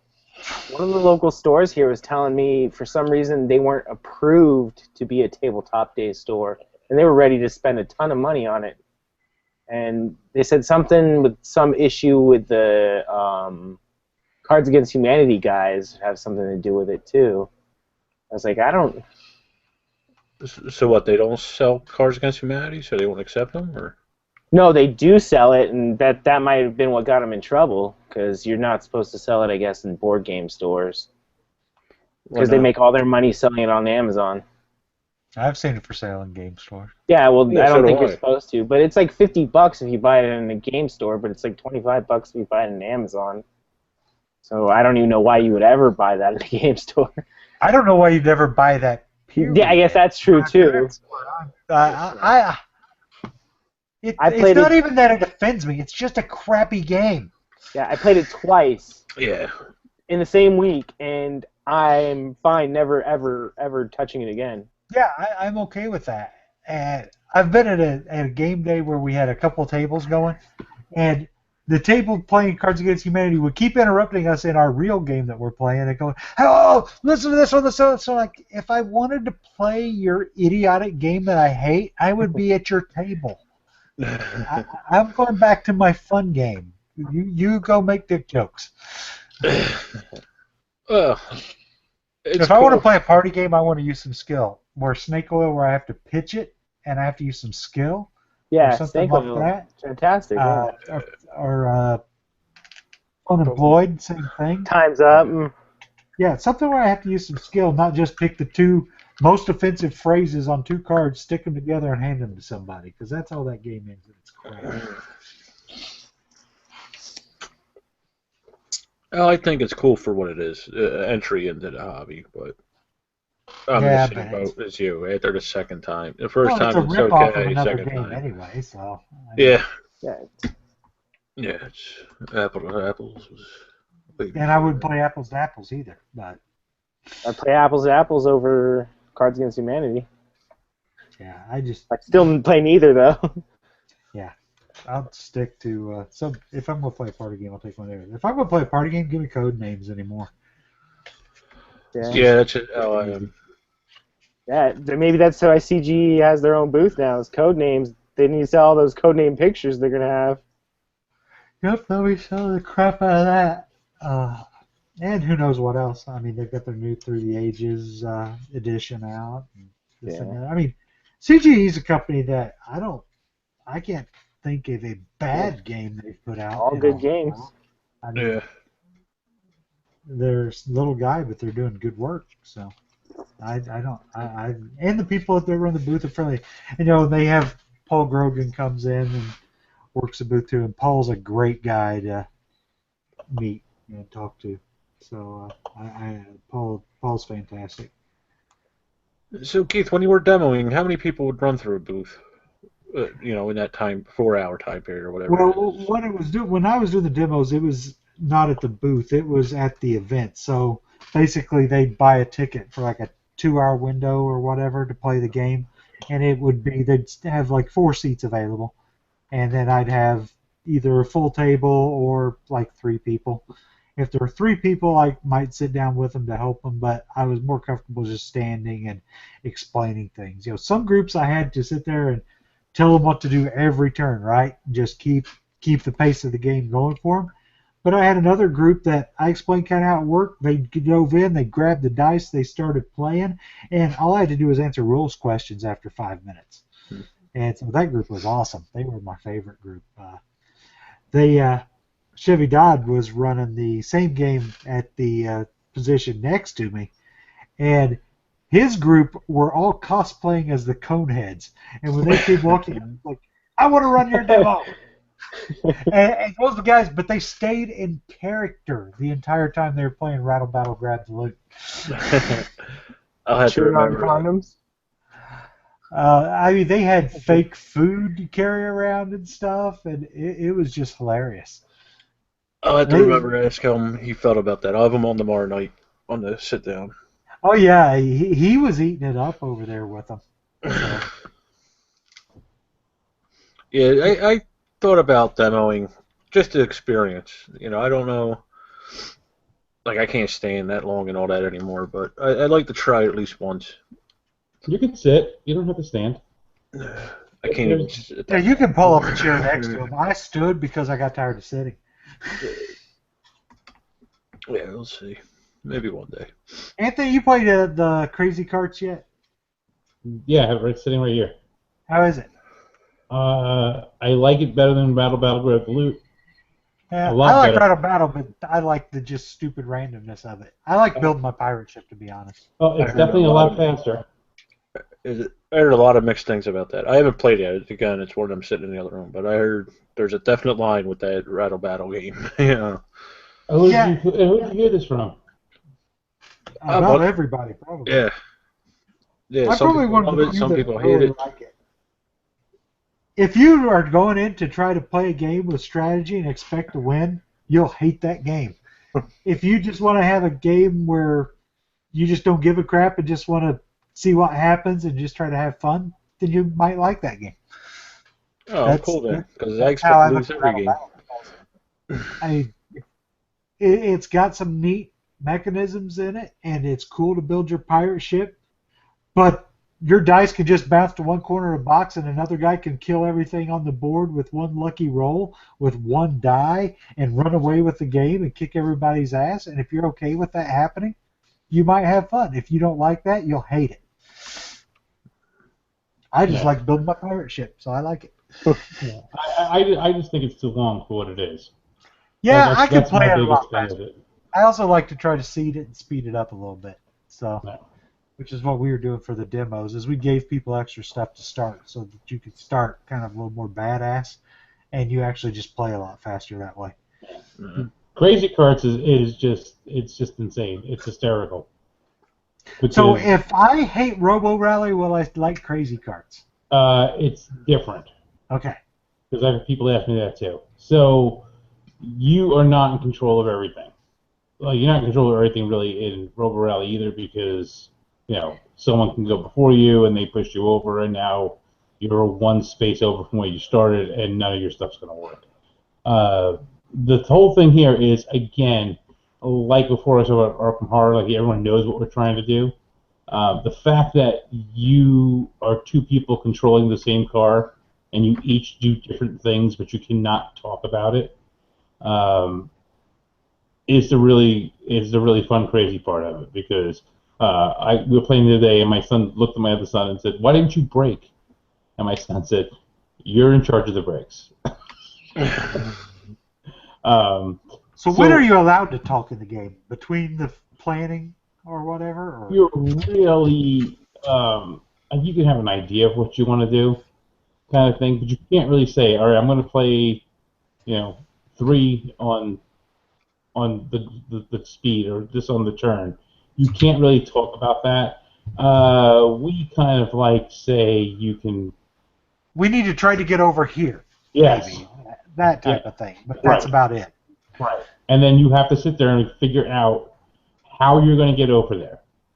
So, but the other thing is, again, you have stuff that's out of your control too, because, again, somebody else could run into you and basically move you over a hex from where you are. So therefore, you're no longer where you think you are. The other thing is, as you take damage, it also affects the things you can do. It affects Right. how fast you can go, and things you're doing. So that also comes into play.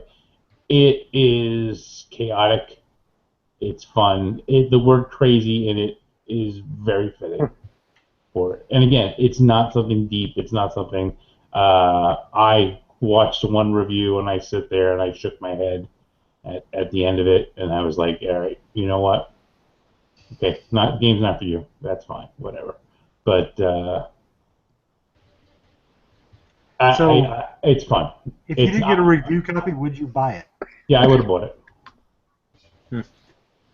I would have bought it because I like the whole Robo Rally thing. My kids like the whole Robo Rally, and I like the whole fact that it's 2 people on each cart, and you're each controlling, and you have to try to figure something out together. So do you make people switch after the qualifying to switch which part they're controlling just to make it even harder? Yes. Yes, we do. And we've only ever played it with 2 carts. We've only played it with 4 people. I more really want to play it with full 8 people because that would be insane. So like at Gen Con, we set it up, the crazy cart stuff. It's only 4 seats in each one for tickets. Yeah. But we are going to probably have people walk up, and we will run through at least 3 carts in a race. Take a couple of generics. Well, the other thing too is you can actually run a cart by yourself. Yeah, does it work well doing that? It's weird because what it basically does is it basically blocks off things you can do. Right. So then you have to work yourself around on what it is. So it has the lone wolf deck, and each of the symbols for each of the different areas you can play cards, you'll flip over cards, and basically you can't do that this turn. So if you really have to turn, and you get the lone wolf card that says you can't turn, you have to figure out what the hell you're going to be doing. So it's a whole different way of playing it, but it's fun. It's silly. It's ridiculous. Is there only one lone wolf deck? There's only one lone wolf deck. So you couldn't play 2 players just to see. You have to play with at least 3 people. Yeah. So you can play 2 people against 1 person, or Why wouldn't you have 2 so you could just play head to head that way? I don't know. You could do it. I don't remember in the rules you can. You could do it that way, and basically it's I guess you could try it, and one person just draws, and the other one has to block whatever's left of the lone wolf, right? Well, because you're drawing the cards from the lone wolf deck, you can draw cards for 2 different people. You just take both boards, and all that's going to do is it's going to say, there's no round where you and I, neither of us can turn. Right. So you could do it. You could play 2 people. It'd be better if they each had their own deck though, so that's random for both of them. Yeah, but then you run into the possibility of both of you just basically stalling. That's right. There for a whole. Hey, look, Aldi's here. Yeah, Aldi showed up. Hi, Aldi. Yeah, the lower thirds work again. That's because we're not on Lance's channel. Yeah, Because I guess it's Barry on my did it. channel. I didn't even turn mine on. Tell Lance how to do it, Barry. It's something with his setup. It's got to be, like Keith was saying, it's got to be something in his settings. He's gotta have some kind of setting, or he's just broken. His is the only channel that I've experienced with this problem. And if I use Firefox, it works. Yeah. But I'm on Chrome now because I don't need to use Firefox on Barry's channel. What game were you guys just talking about? I could not figure it out from Wacky context. Crazy Carts. Crazy Carts. Don't have that one yet. Not out yet. I've been getting Kickstarters daily, like boxes and boxes coming That's in. because you back 6 a day all.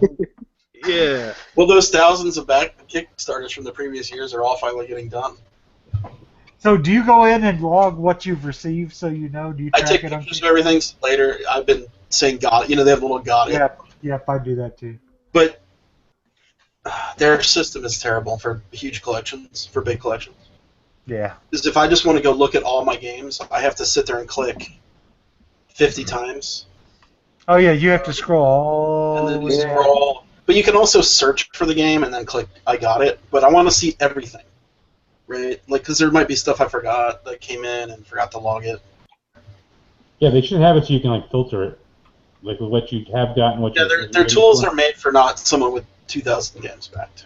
Well, some people can't afford 2,000 games back, but I guess not everyone has a $75 million. If you just give $1 per. No, I back the game set at a price to get a game. I've stopped doing 2 copies. I'm more down to 1 copy now. I used to do 2 copies for the library. Do you go back to 1 for every game, or just a not as popular game? For the ones that I think are going to be great or good. Okay. Very good. It's hard to tell, though, right? It's So like Tiny Epic Western, you might do multiple copies sometimes, for the library. So sometimes you get a game and you're like, oh, that was a tiny little card game. I don't remember. You know, when you see the picture on the site, it looks like a board game box. But then you end up getting, something like this. What is that? Alien Nation. That's just one Ah. that came recently. Yeah, I've got a little stack of them here. Alien Nation, Avalanche, Yeti Mountain. I thought this was like a big board game box. This is a very small card game box. Oh, that I knew. That I knew All was going to green be couch small. of that size. Yeah.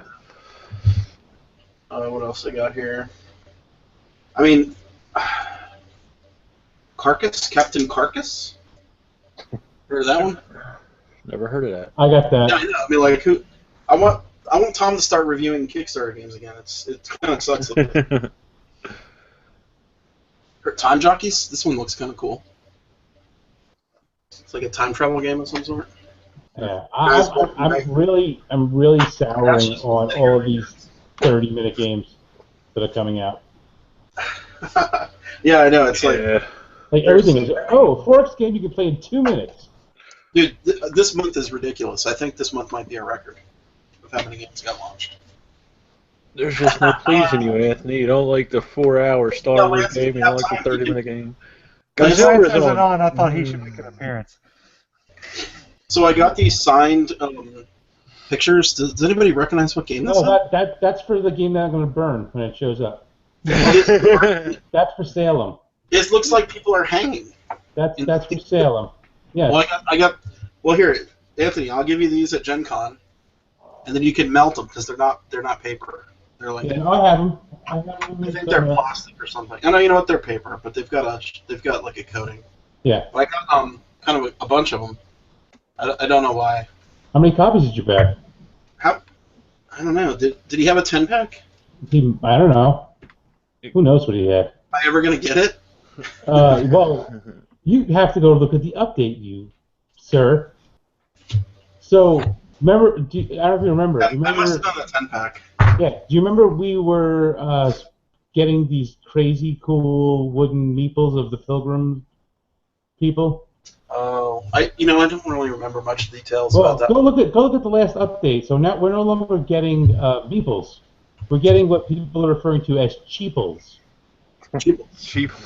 So rather even just going back to wood, they're actually cardboard tokens of the meeples, and they look like crap. Is this no wait? What's the name of this game? It's Is that- Salem board game in, and it'll come up. And an innovative something. Yeah, there is 2 of them, Scott. So There's like 3 Salems.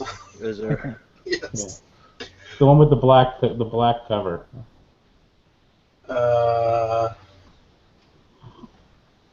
Salem, a strategic card game of deception. No. No. So, New Salem. nope. If you type in Salem space board, it'll come up. Okay. The other ones are both card games. The one from like 2002. Found it. An innovative new strategy game for All right. So open up and look at the last update. And look at the pictures.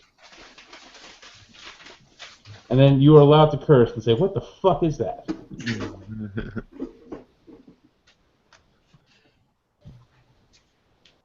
Oh, I backed it big. I don't know why I did. I must have thought when I read about it, I was like, maybe I'll give away a bunch of copies or something. It was very early in the Kickstarter I thing backed too. it too high.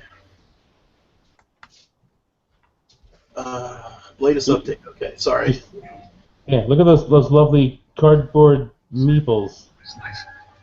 Is that me? Took a long time for I him. think it is. Yeah. Does that sound? Does the cards look like too? Watching the NBA press conference. All right. Oh, I see.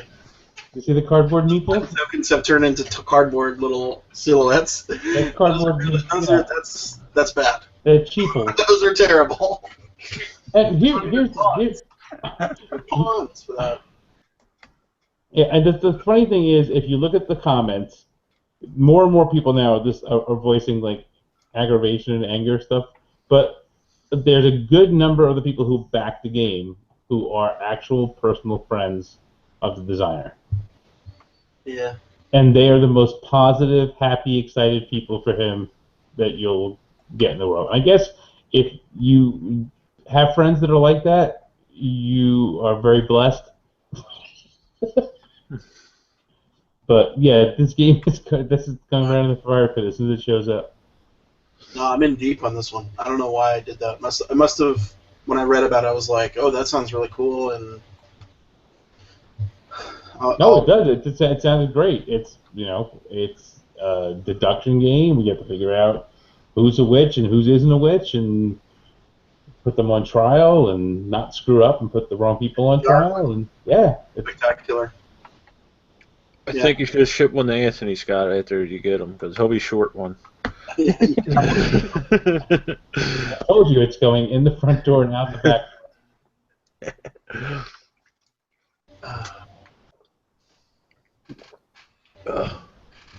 Yeah, it's.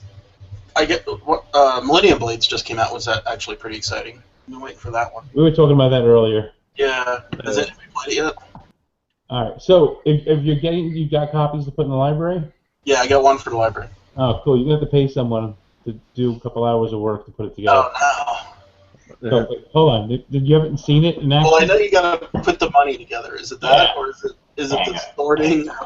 It took me 2 hours to put the money together. You know, that's the thing about Brad's games is it takes a lot of effort to play them, but there's nothing like them. I mean, they're just so out there as far as like mechanics and like and just the depth of what he puts in a box. All right, so this is the stack of ones you get in the game. Wow. All right, and you have to take 10 of them. Nope, in one stack. And that's $1? You have to take 10 of them and put them together and put the sticker wrap around it, and that's a 1. Right. So $1, have to do that's it a single this dollar. many times. Oh my god. And then do the 5s and the 10s. So all of this you have to put together. So That looks like fun. Like 5 inches deep.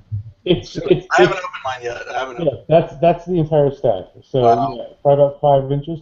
But it's really cool once it's done. But it takes forever. Oh yeah. But I was telling them earlier. I said that my other thing is you get there's a ton of cards. So I'm gonna repeat myself for anyone who's watching, who's still watching before. So you have the starter deck, which is like this big, which goes in every game, and then each expansion has a stack of cards. Hang on. So like this is an expansion pack. This many cards, like a dozen cards. Right. And then you have those to are pick themed, right? you have to pick a certain number of these. Right. And then shuffle them into the main deck. Okay. And then when you're done, you take them all out and sort them again. And the next time you play, you have to shuffle new ones back in. So what's really cool, the art is really cool because the back of the cards are all different. And they look look like boosters, right? They look like a foil pack, yeah. Yeah. Now, Brad is a very creative designer, I have to say.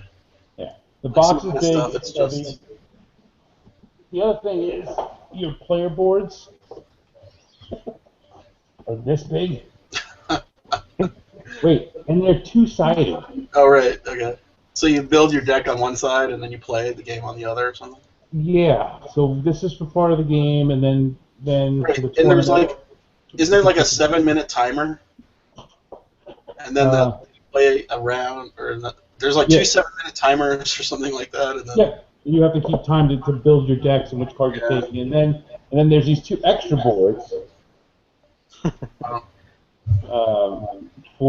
is the aftermarket area, and this is the store area. How much does that take up?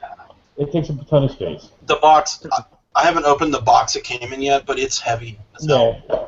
It is dense. And I just have the regular retail version. I don't even have the Kickstarter version, so I don't know how much I think stuff the left on Kickstarter that. version probably comes with a. When he did the Devastation of Indine's game, the Kickstarter version came with so much extra stuff. It was like another 2 or 3 pounds of cardboard just for that, and paper, just cards and stuff. Pretty crazy. Yeah, it's interesting. It's long, but it's different. I'll put it at that. It's different. Well, I played Rebellion, and Rebellion's like 3 to 4 hours, Yeah, so we talked about that earlier too. and I missed all the good game talk. So let me ask you a question. You played Rebellion what, once? Twice. Twice. All right. So earlier I had said that it's kind of long, and it doesn't always feel tension based. But to me, I said if I kept it, it would probably be something I play once or twice a year. That's fair. Because I think it's not something that's like Twilight Struggle takes 2-3 hours. I can play that every day. Really? But this You didn't enjoy the feeling you got out of that game. Which side did you play? I've played both, Okay. but it's good. I like it. I like it a lot. I'm not saying it's a bad game. It's a really good game. But I just think for the time to put into it, it's not something I would go back to for one get out of it. The second game I played it way quicker in my mind, but it still took a long time. It doesn't feel as long. It didn't feel as long. It felt very quick. Also, I lost very quickly as Rebels. I was destroyed within 5 turns completely. Oh, okay. I basically lost every single unit on the board and my base in 5 turns. And I got 1 Rebel point. I wasn't frustrated or anything. I was just like, I don't know how I could have done any better than what I did, but the guy who I was playing with, by nature a wargamer, so he kind of just did wargame tactics, you know, like spreading out every single thing on the first turn. Like, I think a lot of people don't, well, I don't know yet.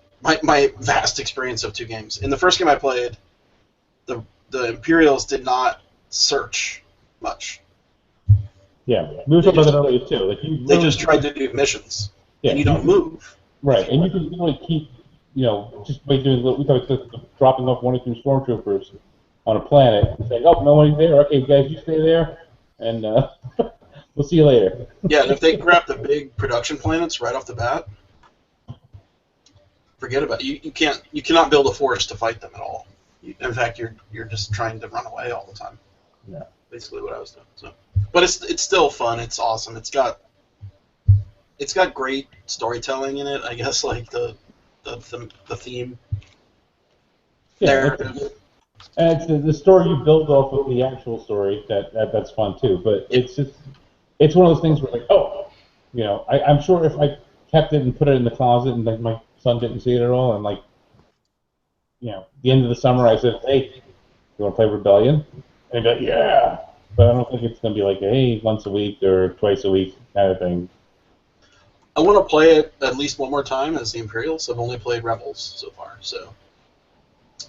But yeah, it's not one of those games I think that I would play a lot. It's just I want to do a few more games of it, and then I'll probably be done with it.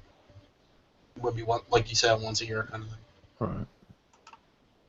And War of the Ring never did anything for me. I do not like that game at all. That I know a lot of people rave, and it's like a top 10 game on BGG right now, but I just hate it. Never played it. I heard most people would play it, love it. But it's got that same sense of depth in it as far as like the theme. It's every event in the book is in cards, and you make them happen. Okay. I'm not that huge of a Lord of the Rings fan to play. Yeah, I'm a bigger Star Wars fan than I am Lord of the Rings. Like I know it, I like it, but I'm not like so into it that I would sit there and get the same feeling out of it that other people would. So you wouldn't spend like $400 on the deluxe version of it? No. No. I spent $400 on the super deluxe version that came out, and then sell it for a couple grand.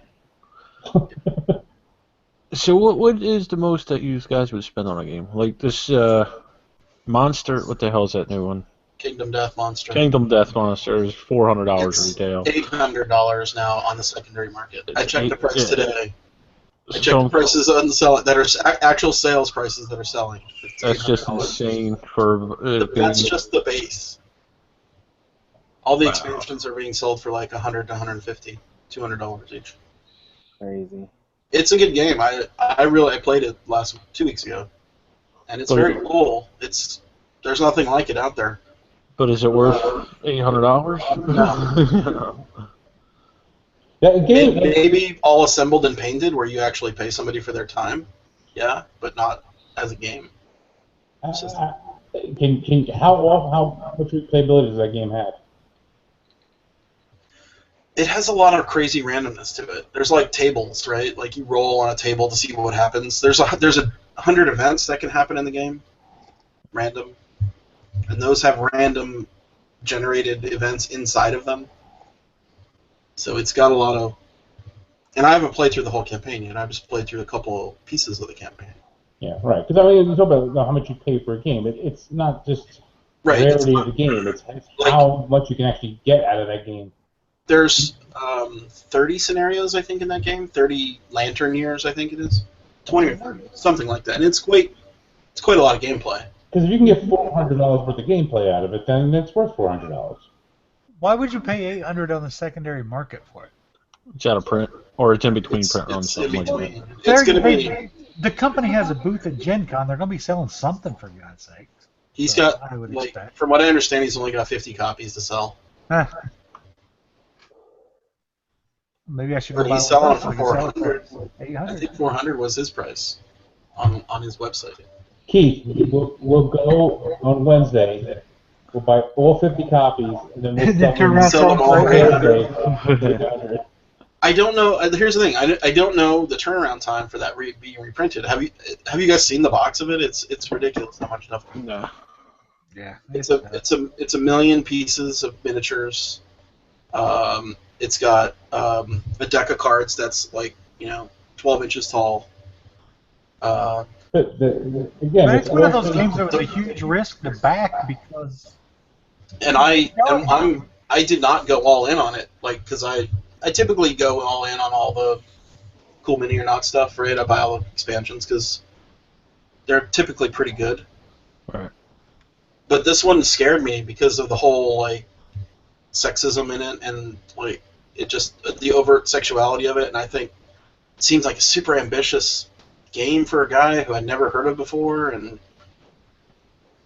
it kept getting bigger and bigger, and I'm like, wow. And he's charging, and at the time he was charging what I thought was exorbitant prices for expansions, like $50, $100 add-on stuff. But now that's going, all that stuff is selling at 3 or 4 times the price, and he delivered all of it. So it's a good game. I mean, it's something that like doesn't exist right now, like at any form. I've never seen anything like it. I can't see people Besides RPGs. paying for these things that are just in between prints. Like, I was looking, like, some of the coin series games were going for like $200 a piece on the secondary market. Yeah. I'm like, they're coming back. You just gotta be patient with them. Stuff that's not coming. Like, all right, if you want to spend the money to get a copy of Doom, that's not coming back. But really, it's just like there's some games that like I know a Container is not coming back anytime soon.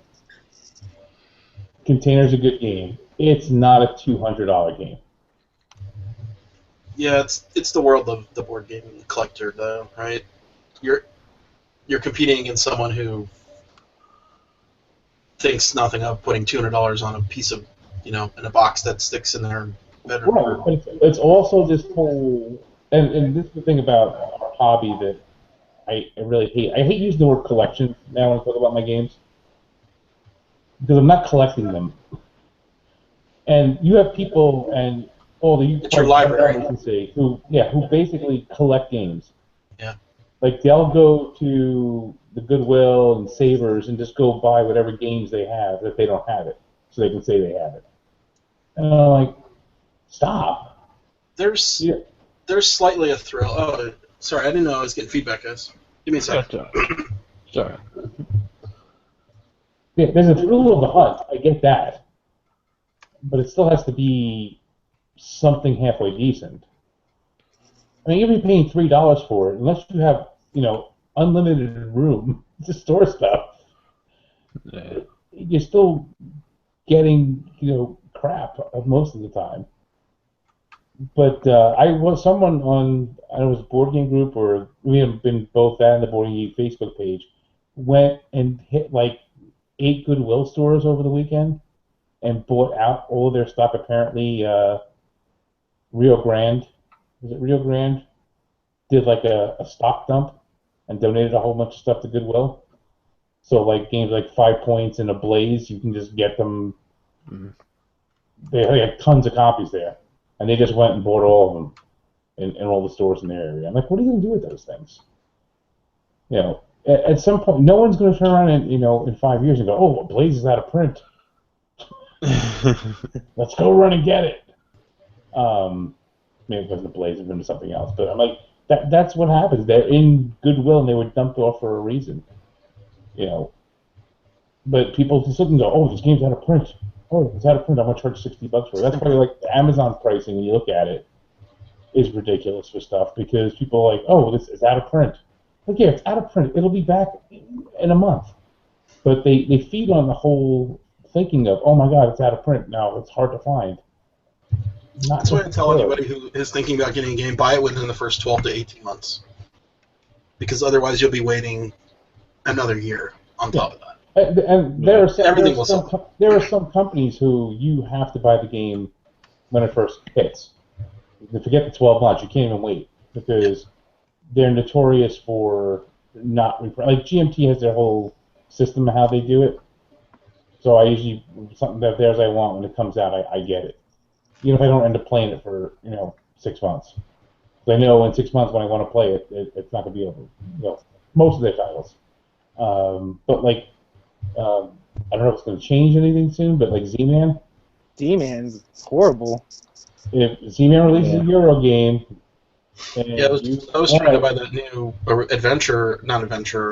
archaeology, and I can't find it. Yep, you better get it because it's a card game. I don't know what's going on. Z-Man only does the print runs. They never print enough. Nah.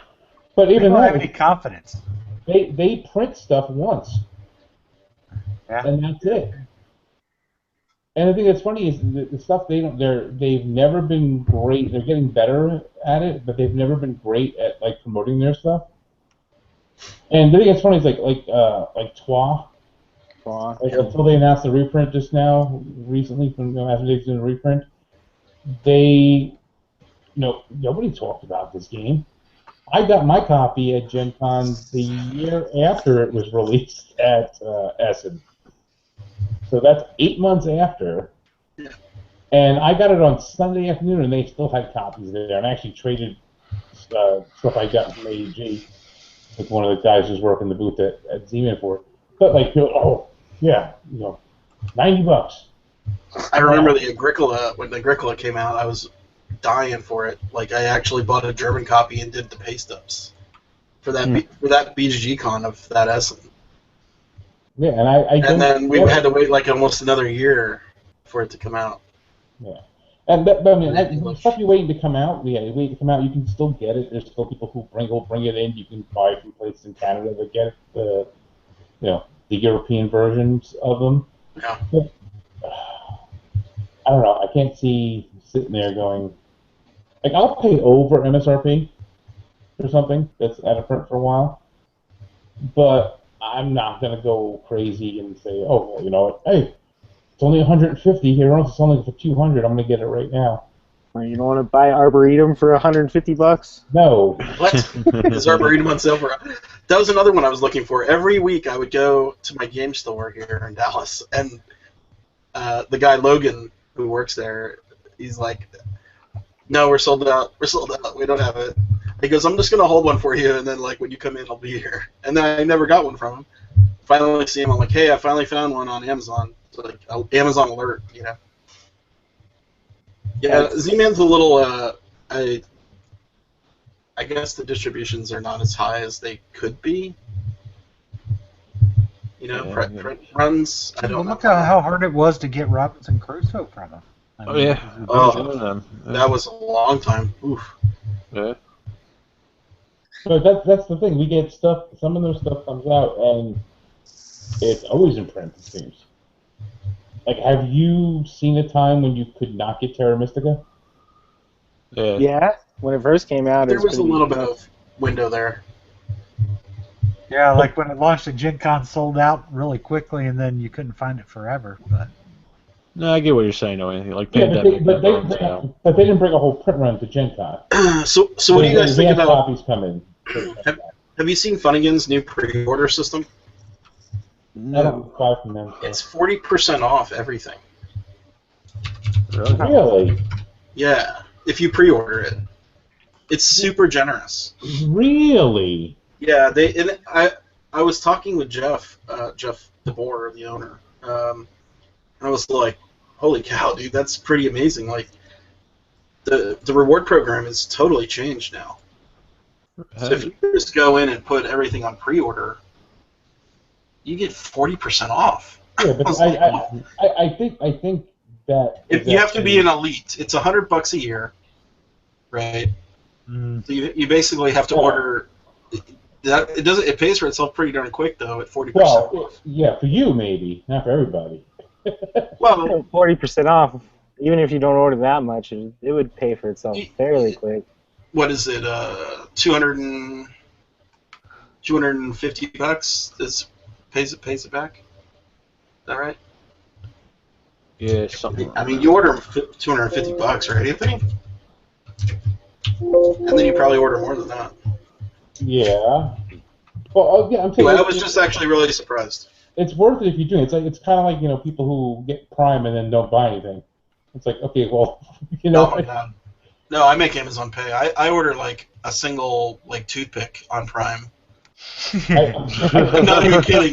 that's why they came out with the add-on item program now. Exactly. I think I'm the reason for the add-on. Yeah. Well, I'll order like a 6-pack of Coke if I have. What is he on? the funny thing is during like the I need a Christmas shopping, straw.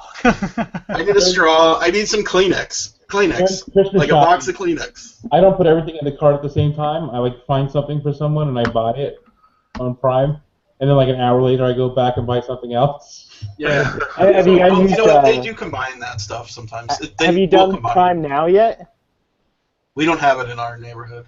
Yeah, that's crazy. Like 2 hours later, somebody will just show up to your door with. You can order a bag of M&Ms Oh, really? for Prime Now. Well, I'm waiting for. I don't see why it wouldn't be in Dallas. Like, all right. So Dallas. my favorite stupid thing that Amazon does now are the order buttons. Oh my God, the zapper buttons or what are they called? Dash?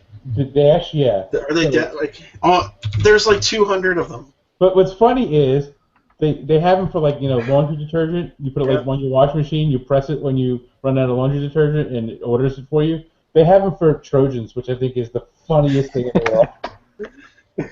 They have a Trojan dash. I'm out of condoms. Yeah, but you might want that same day. Yeah, I mean, they can order Prime Now. You're supposed to do it like when you use the last of whatever it is. Like I used the last of the laundry soap. Let me put an order in, or it's running low. So I guess I used the last condom and hey, free delivery. Make it count. I'm actually considering to get some of these. There's definitely some stuff that we run out of, and then I have to go order it and wait 2 days. So I've never thought of like ordering like household products on Amazon. Oh yeah, I Yeah, order neither do all my household products. I never go shopping. Okay. Soap and like detergent and towel or paper towels, any paper product. I'll be saying toilet he paper. lives in that chair that he's in. Yeah. With the Prime Now, I've ordered ice cream and a video game. Really? What city are you in? Las Vegas. Okay. I guess they got like a distribution center near you. Yeah, there's a distribution center in Vegas. I mean, even if you're in a hotel room in Vegas, you could use it and get it delivered to your hotel room. I think there's one over here in Jersey, if I remember right. I remember passing one of them. Maybe I'll have to see if they'll do that here, just to try it out once. I mean, it's cool. Like, it's 2 hours. I mean, like, why can't you can order a board game and have it for your game group? Yeah. that Well, I night. mean, it's limited what they have available in the Prime Now. Yeah. But But eventually Games they'll have hasn't had a lot in it, but there's some. Definitely, it's what's in the local distribution center. Gotcha. Apparently, video games and ice cream. Well, video games are small. Yeah. Yeah. In 10 years, they'll deliver the game before you even order it. Well, video games that you barely get, you don't get media anymore. I've not gotten a disc in. I think The Last of Us was the last game I bought that had a disc. I always get hard copies of games. Dude, I'm doing less and less hard copies. But my that's Steam right. account. Yeah, I'm all Steam. Steam it, baby. Yeah, I make my son get physical copies of everything when he wants a game. I collect old games. I have like tons of old Nintendo games and stuff, and that stuff's ridiculous how much it's selling for now. I have him do it because when he stops playing it, then he goes and takes it back to the store and gets trade it. some credit. Yeah, for you it. just like the trade-in thing, right? Yeah. Oh, that's why GameStop doesn't want people to buy online anymore. You know, they want because it takes them out of the resale market. That's a huge percentage of their. That's where all their money comes from. Yeah, I love going into GameStop and having a used game that's like $5 cheaper than new. Like, Yeah. That they paid $10 for. Price. They paid $10. Yeah, their prices, their markups are. You know, so that gets me going on one thing that's amusing though. So GameStop is the game store chain now. They're about the only one left. There's a few other little ones, but there used to be several. Yeah. But the gaming Exchange. industry, the game industry, the video game industry really doesn't like GameStop because they don't. No, because Well, they tolerate them because okay, they do market our stuff, but then again, they try to sell stuff that they're not paying us for. So they sell the same game 4 or 5 times without ever paying a royalty. Exactly. So they don't really love them, but they're part of the industry. Whereas in our hobby of board games, the publishers are trying to force us into those game stores. They sell board games in GameStop now. It's mind-boggling to me the push towards the store again. Well, I'm running right out to make sure I get that yellow game before it hits CSI because I have to have it the day it comes out. I mean, a lot of us don't. I don't know. It's just a weird. I don't have a game store. But, Yeah, you don't have one. I've got one that's like 40 minutes away. I have one. I mean, Well, I it's, could get one in it's, 50 it's one of the minutes, best an in the hour. country, but it's still a long drive. I have one that's 5 minutes from my house, Yeah. and they're really nice people. And I'd go in there and I would buy games from them if they weren't so stubborn on thinking they need to get the MSRP. Because I can go in there right now and I can tell you which games on that shelf have been sitting there and how long they've been sitting there. And those copies, not like they restocked. Yeah. And that just makes no sense to me. And so I understand you're paying a lot for games and you got rent and all that, but if you're moving product and people are coming in and buying stuff, you're making more money. And I understand that warehousing space is cheaper than retail space, like a retail store space, but still, the online companies are still paying rent or owning a building. They're paying a lot more employees than the retail store is paying. So it's not like they don't have cost. Not really. They save money because they buy a lot. They're not paying that many people to work there. Nah. Well, but they're paying more than a lot of the retail stores are because most of the mean, retail with those stores have like guys- 3 dudes. And I'm friends with all these people, right? So it's hard for me to say this, but they're basically wasting my time. They're expecting me to go drive to a store to pick up the game that I would have bought anyway with one button click on Amazon. Right. Honestly, that's wasting my time. I don't have that is a 2-hour block of my time that I am not going to get back. Nope. Of going physically to a store to buy something. And you're paying money in gas. It's so like old school thinking. It's like I don't even understand how you, as living in the modern world and seeing the things that are happening around us, can say, "Nope, you got to go to the store to buy it." But Sorry. here's the other thing too. I mean, They're dumb. when I was younger, I would do this. I don't do this anymore. So when I was younger, I would be like, okay, I really like the bread at that place, and I like the cheese they sell at that store, and I like the fish they have at this place. That's and an I go to artisan those thing. places. And I don't do that anymore because I don't have time for that. Yeah. So yes, I can go to my local game store and buy the latest expansion for Abyss because I know they're going to have it, but they're not going to have the 2 other things I want. But I can go to CSI, I can go to Miniature Market, I can go to Amazon, and they have everything I want there. And the whole game Food Chain Magnet is based off of that whole premise. So you may be the pizzeria across the street from that house, but they want pizza and they want lemonade, and you don't sell lemonade, so they're going to order from the place across town. Uh-huh. Right. Or I drive all the way to the game store and they don't even have what I want. And then you're pissed. Yeah. Then you just Or wasted they your had time. it. I called to find out if they had. Will you put one back for me? No, we can't. You know what they do online? They have stock inventory where you click a button and it tells you if it's there or not. Like, Yeah. it just makes you so mad. And the thing is, those of us that shop online, right? We are the ones that tend to buy a lot of games. Yeah. And they say, the retail store provides a very valuable and integral service to us selling our product. Do they really? Because those of us that are buying the most games don't use those guys. Okay, Right. because We're the ones that are feeding you the most money. this is what they're not telling The you. new people. They're there to make you, to get you hooked, and then you go to the dealer, and Right. that's to go to CSI, because they're not making any extra money off of you. They're getting the same percentage That's the same amount. from the distributor, whether they sell it to CSI, they sell it to Amazon, whether they sell it to some guy in a back alley somewhere. They get the same exact cut. So what's Except the difference? now they've used as an excuse to make an extra 10% off of us. If you want to make more money, this is what you do. You've made us all junkies for your games.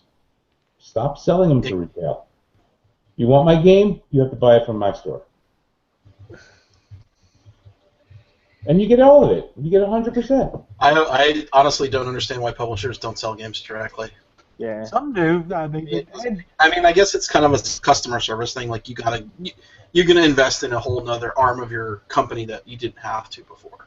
but Fantasy Flight sells directly, but they're a pain in the ass to order from directly. But But Ad sells directly, and they're easy to order from But directly. that's why you have people, though, who use Kickstarter who are using it as pre-ordering because they don't want to sell on their website. And trust me, you're getting into a whole ball of wax by doing it. They use But Amazon you're getting more money. fulfillment. Yeah, they use Amazon fulfillment and all that because they don't want to sell. I sit there and I laugh at some of these things, and people are like, oh, but it's the hype and all. It's not the hype; it's the community, and it's all bullshit. Yeah. Because you want to build a hype machine. Mm-hmm. Because I don't understand paying Kickstarter 10% or whatever the percentage is. Was it Stegmeyer? Is he the one that's like now he's doing pre-orders all through his website now for his new game, and then his. Here's the other thing, and I don't know everything with Jamie and everything. He dropped Kickstarter for the new No, he's doing just fun again. He's doing pre-orders. fun again. For something, yeah. But this is the thing that people have to understand when they start throwing around, well, this person did this and this person did that, is it's what you are trying to get out of it. All right? If I'm selling something and I'm okay with making 50 cents on each thing at the end of the day, I could do things that make me look like Jesus Christ when it comes to, how great I'm being to everybody. But some people can't live that way. If I was independently wealthy already, I could make games and sell them here. Here's a game that everyone else would charge $60 for. Here, $22. That's how much I'm charging for this game because I just want people to play the game. I just want to get the game out there. I don't need to make any money off of this. I don't need this money. And some people are trying to establish brands and establish names, and they're okay with running everything of a game and making $22,000 off of it. And other people can't because they have employees, they have overhead, and other stuff they have to pay on top of just the making of the game, where they have to charge $60 for the game. And people are like, well, how come you have to charge $60 and so only charged me $22 for the same thing? And that's what people just don't understand. People complain about. I sent a box today from my house in New York to Missouri. And it cost me $20 to ship it. Yeah. So people complaining, oh, why is it so expensive to ship to so-and-so? Because it is. I'm not inflating the shipping. It is. It's expensive. Boxes cost money. All right? Yeah. Companies like Gameland does the Tiny Epic games, and they do them in a way. The box can only weigh a certain amount. That's how they work everything out in that game. And they ship it to you in a padded envelope.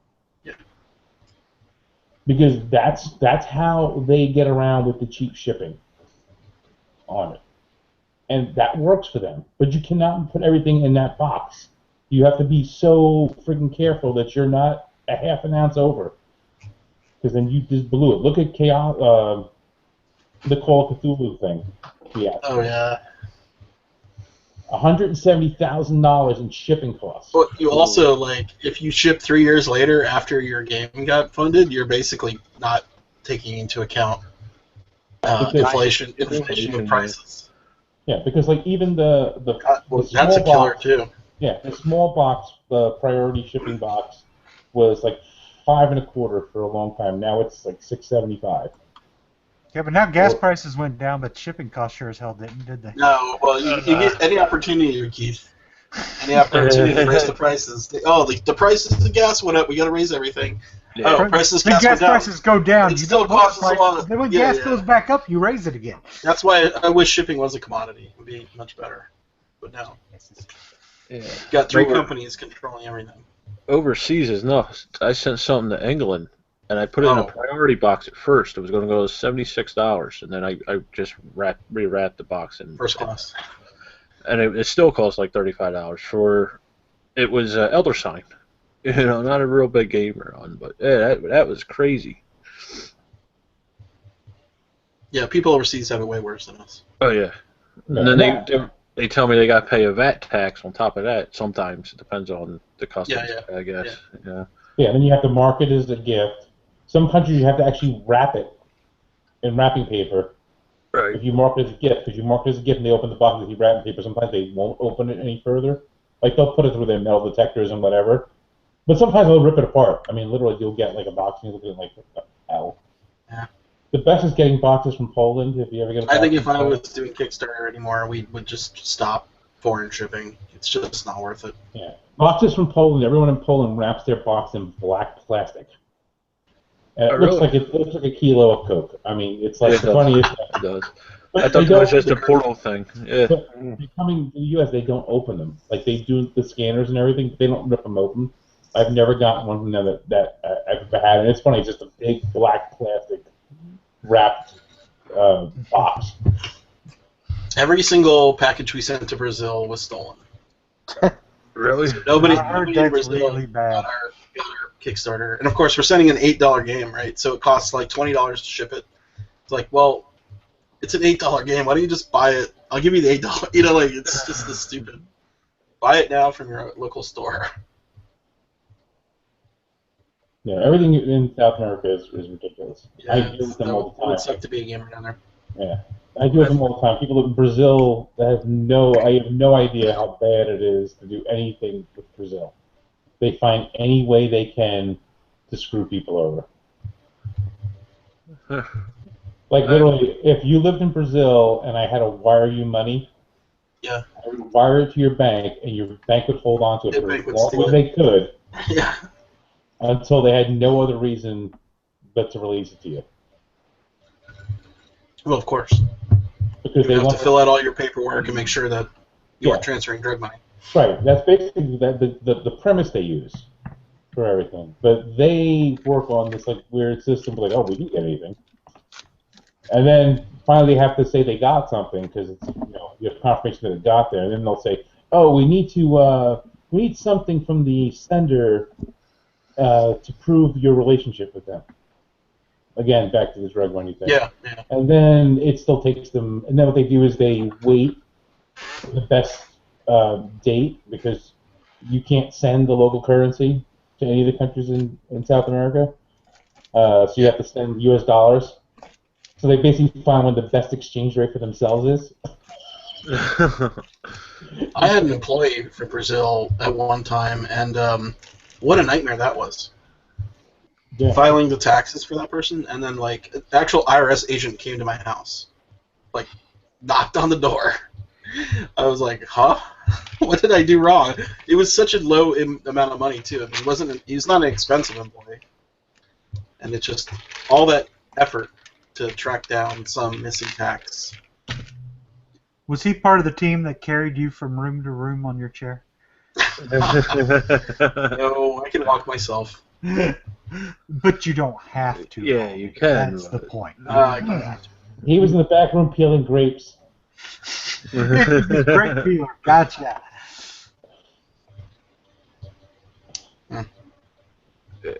It's nuts. Now I'm picturing all the like as Caesar and That's History perfect. of the World. That's in my head. It's not that. Am I that bad? Well, that there. No, but it's fun to say it. Oh yeah, how come you guys didn't buy the Easter baskets promo stuff? Because the promos look like crap. What? Yeah, There's some good it stuff in looks there. crap. I don't think I had any of the games. You don't have Imperial Settlers or Colt Express? I didn't see that. No. Yeah, Let me look at it again. hold on, let's see here. No, Is it over? we're actually having a little bit of trouble selling these. Unlike the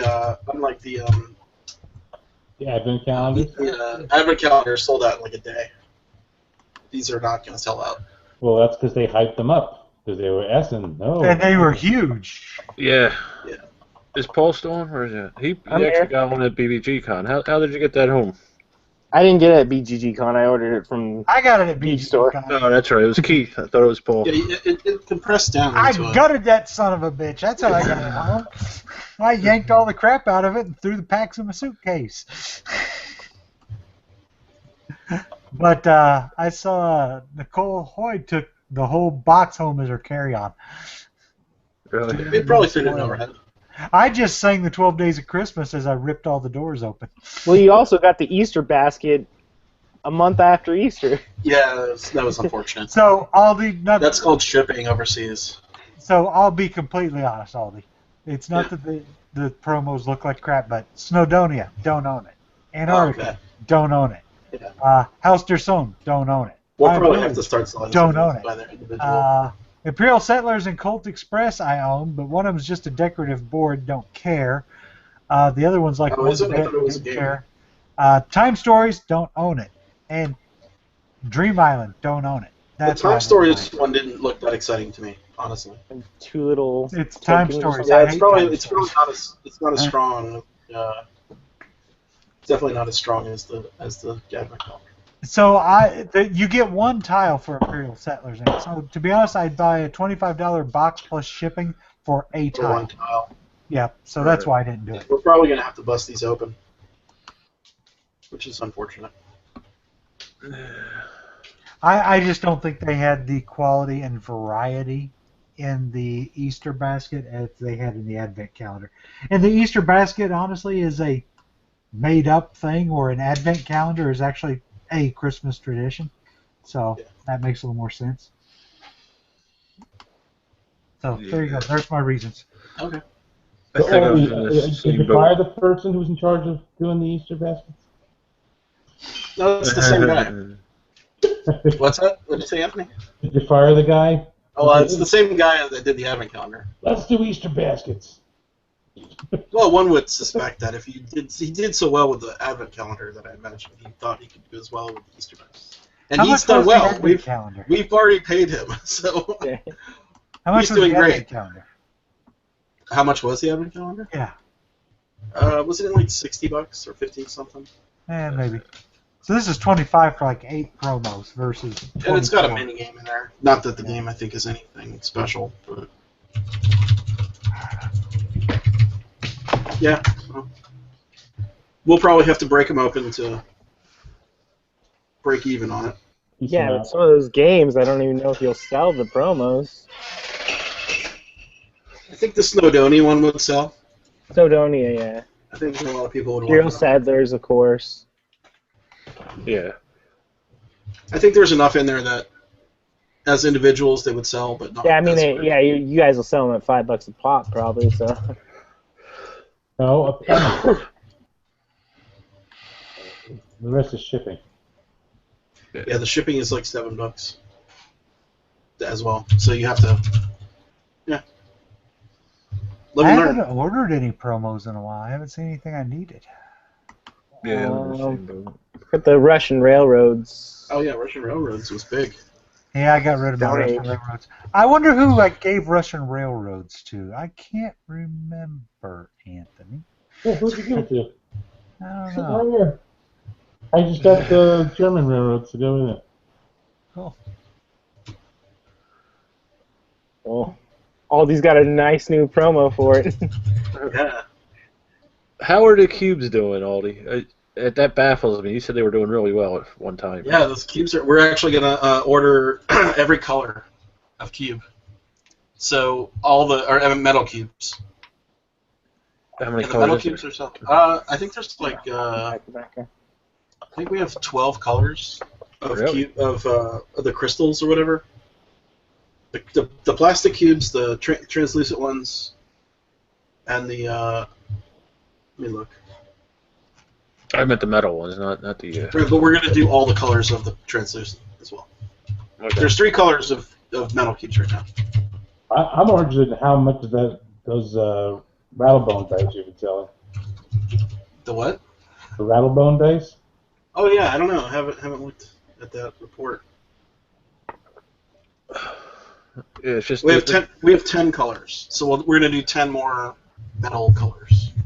So they'll be like blue or yellow or green, orange, purple, red. Okay. Yeah, that just I think, surprised when you said cubes were selling. It's like what? No, people like cubes. The Yeah. plastic ones, 3 for $50 is not bad. it's good for prototyping and Yeah, stuff. those Or are nice. And replacements. they're nice. Like they're like tumbled a little bit, so they're not so sharp. Yeah, no, that just surprised. Like I figured for game designers or prototyping, but Let me look at the rattlebones. I think those are selling okay.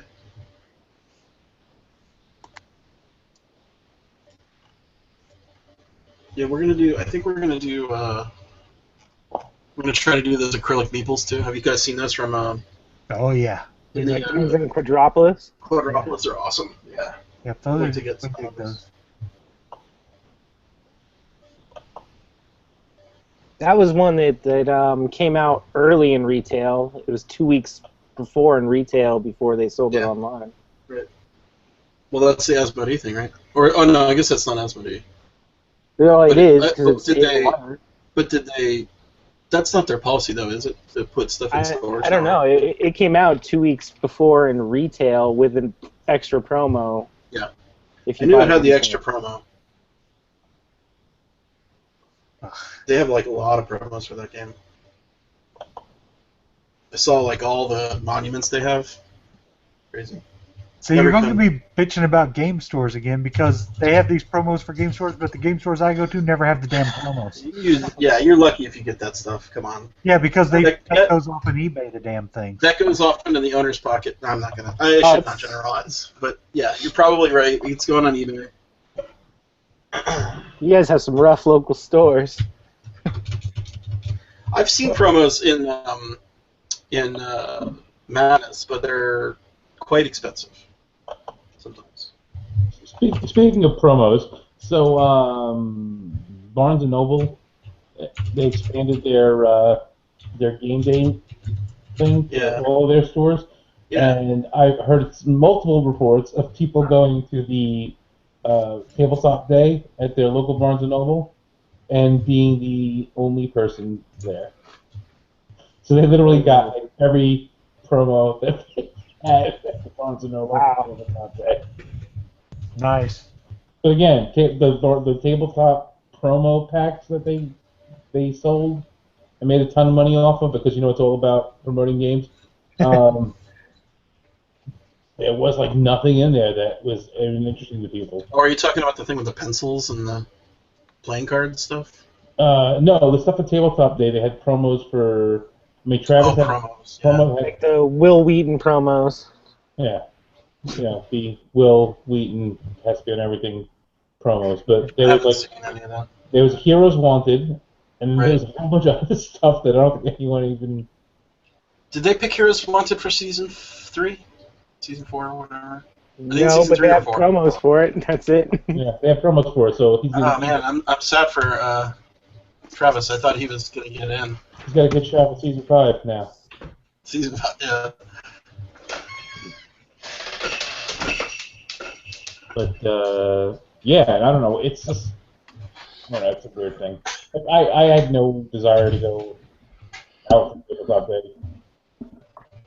I went to a local game cafe. Well, I know that the Loot Crate box, or it wasn't Loot Crate, it was some other company that did one where you bought it for $40-something bucks. Yeah, those are the ones that those are the Geek and Sundry ones. Right, but it was all filled with garbage. Like there were no game promos in there. It was like pencils, paper, a notepad, a T-shirt, a dice with ones on it. So it was Will Wheaton's die, you know. Oh. Yeah. It had a Magic the Gathering action figure in there, a T-shirt, and like class tokens for your like Dungeons and Dragons class. So it was a little stack of coins that said like Warrior or Wizard. So it was very non-board game. Yeah, well, I watched an unboxing and I was like, "Oof, I would be upset if I got that." And I was like, that has nothing to do with board games. It'll sell though because Geek and Sundry's name's on it. Yeah. Right, they sold a ton of it, but it was filled with what, in my opinion, is garbage. Like a couple pencils, a deck of cards, stuff like that. I actually like a lot of the games they're doing on the next season of Tabletop. How are they going to do Fury of Dracula? I guess he already did it. That's crazy. Yeah. No, I don't think they filmed it yet. No, he did. He's been tweeting each day. Has he filmed that one then? Okay. Yeah, he's filmed that. He's done. He did something else. I guess they'll just do the talking about part and add it in post. I guess. Yeah, probably. It's a 3-hour game at minimum. Yeah, but they edit the crap out of it anyway, so. Right, but then you're going to lose a lot of the interesting stuff. Yeah, but they already chop a lot of interesting stuff. Yeah. So. I mean, Mysterium. Oh, yeah, they did Mysterium. That was kind of surprising. Codenames, you know. Yeah, there was Flashpoint's an old one. I'm surprised to see that one. Eldritch should be decent. But Eldritch, that's several hours. But why do you do Star Realms when you've already done like Ascension, right? Or something like that. It's so basic. He did Flashpoint Fire Rescue today. Just maybe they made a donation. Champions of Midgard is an okay game. Steam Park I got rid of. Welcome to the Dungeon seems way too short for that show. Well, did they have any of the short ones on there? Because they may do one of those where they do short ones where they do like multiple games in one episode or something. I'm trying to see anything else that's that dang short. Like Star Realms 2-player. Yeah. It looks like he was doing it with this woman who is a Magic the Gathering Pro Tour. I watched the Magic the Gathering documentary. Anybody watch it? I've not watched it. Any interest in it? Is it any good? It's okay. I'd watch it. It's worth watching. I mean, I like documentaries, and it's hard for me to be like blown away by a documentary, but it was all right. I had no clue. Like the Donkey Kong guy one. You seen that one? Which one? The King of Kong. It's called. Oh God, that blew me away. Yeah. That's the best documentary by far in that kind of geek documentary. So good. The E.T. Buried one was okay. Yeah, I like that. Yeah. Yeah. So whose fault is it going to be when they cock up the rules on Tabletop this time? Well, they have the publishers with them now. So. Wait. Are you sure the publishers are there? Or a representative from the there? publisher. Do you think they're there? Because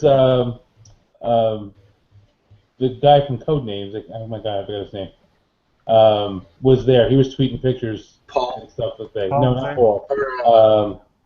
Yeah, Josh. Josh was there. Oh, he was there? Okay. Yeah, he was on set. But talk about a game that like is not that hard to teach. Yeah. It's like But one rule. he flew out there and he was on site. He actually taught them the game, and they're having them play the game with the guests beforehand before they film. Oh wow! So he was there. Man, they're putting so much into it. If you're a real gamer, read the rule book and freaking do it. Quit being a poser. That's the whole thing. When it started, it was supposed to be games that Will loved. Exactly. That's why it was all. That's why I called BS on him last year, and that's why I got ticked off because he claims these are all games I love and play. And then why don't you know how to play them? Yeah. Like I said, everything became so commercialized. Yeah. Well, it's interesting that they did it self-funded this year too, which basically means to me that I wouldn't have given him any money. At least Legendary is putting some cash into it. Because they're owned by Legendary now, right? Oh, are they? Yeah. They don't really announce that, though. It's kind of hidden. It's like... I totally think it would be a better show if it got rid of Will Wheaton and had Rich Jeez, Sumner instead. Rich Sumner. Rich would Yeah, own it. Yeah. and I wish I could make a show with Rich. It's just crazy money out there. It's funny. I will mean, they- watch your little game nights, whether I am interested in the game or not, if Rich is on. Oh, Rich is awesome. Yeah. I mean, the thing with Will Wheaton is I don't know if he gets paid or not. Oh, I'm He sure. might- he might I guarantee forego. he does. He gets Think so? paid. I'm sure. Yeah. Yeah, I guarantee you he's getting paid. It's this thing, though, right? Like, sometimes you don't. I don't know. Maybe. I give it like a 50-50. He's I getting bet you paid. does. He's not getting scale either. What do you say, Anthony? He's getting paid and he's not getting scale. You think he's getting better? Oh yeah. But it's a YouTube show. It doesn't make any money. Oh, it makes money. guess- They can I make guess it money. doesn't matter. Advertisement, Yeah, views. yeah. He's don't got have enough advertisements. views that. Yeah, they do have advertisements. But They do? They make Yeah, money. YouTube ads. Everyone who YouTube wants ads. Oh, yeah, You're yeah. watching That a- doesn't count. Yeah, but YouTube ads. that gives you money. Yeah, but when you're getting Do you millions know how much of a hits, million? Do you know how much a million views gives you? How much? Maybe $1,000.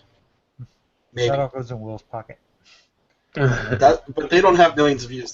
They have millions of views, but that's it. Like, it's not like billions. No, YouTube money sucks. Yeah, it does. You have to get to a certain level, then it actually is worth it. Right. Yeah. You gotta get. You're not getting. Are you You're gonna not pay it? getting a third of a penny. You're getting money. But you've seen their production, right? Where they've got like 4 camera people, they have sound people, they have lighting guy, yeah. they have director, they have all those. Him as an actor.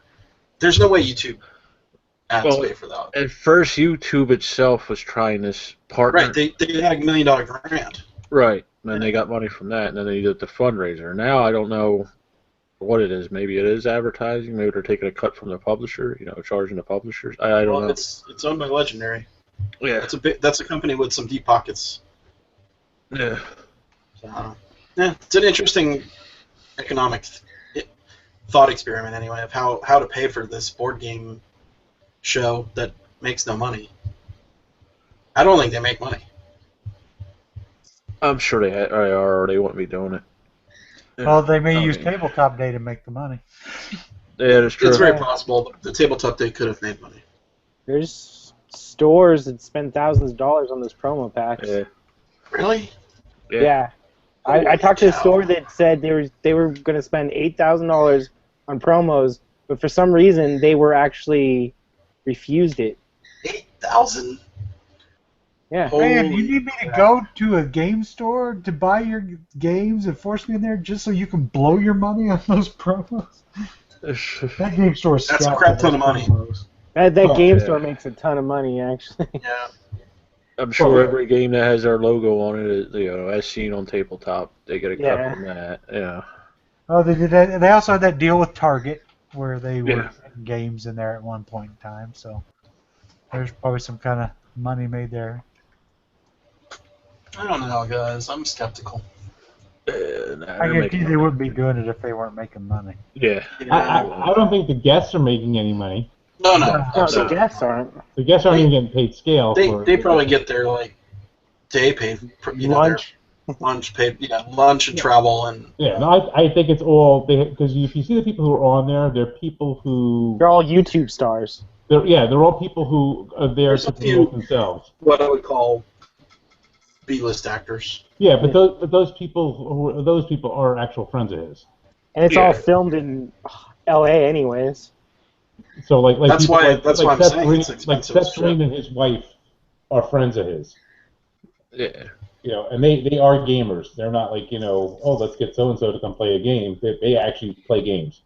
So that's not like if he's available. He's like, yeah, I'll do you a favor and come do the thing for you. Yeah, Sir Bob he said Geek and Sundry is owned? ? It's like I guess people don't remember that when Felicia sold the company to Legendary. Legendary, That's when they had their falling out, her and People Will. forgot. Yeah. Like people forget. Like it's hidden. You don't see Legendary mentioned anywhere except in the credits. Yeah. And it's called Legendary and Sundry or Geek and Legend. I don't know. It's got a weird name. It's in the credits.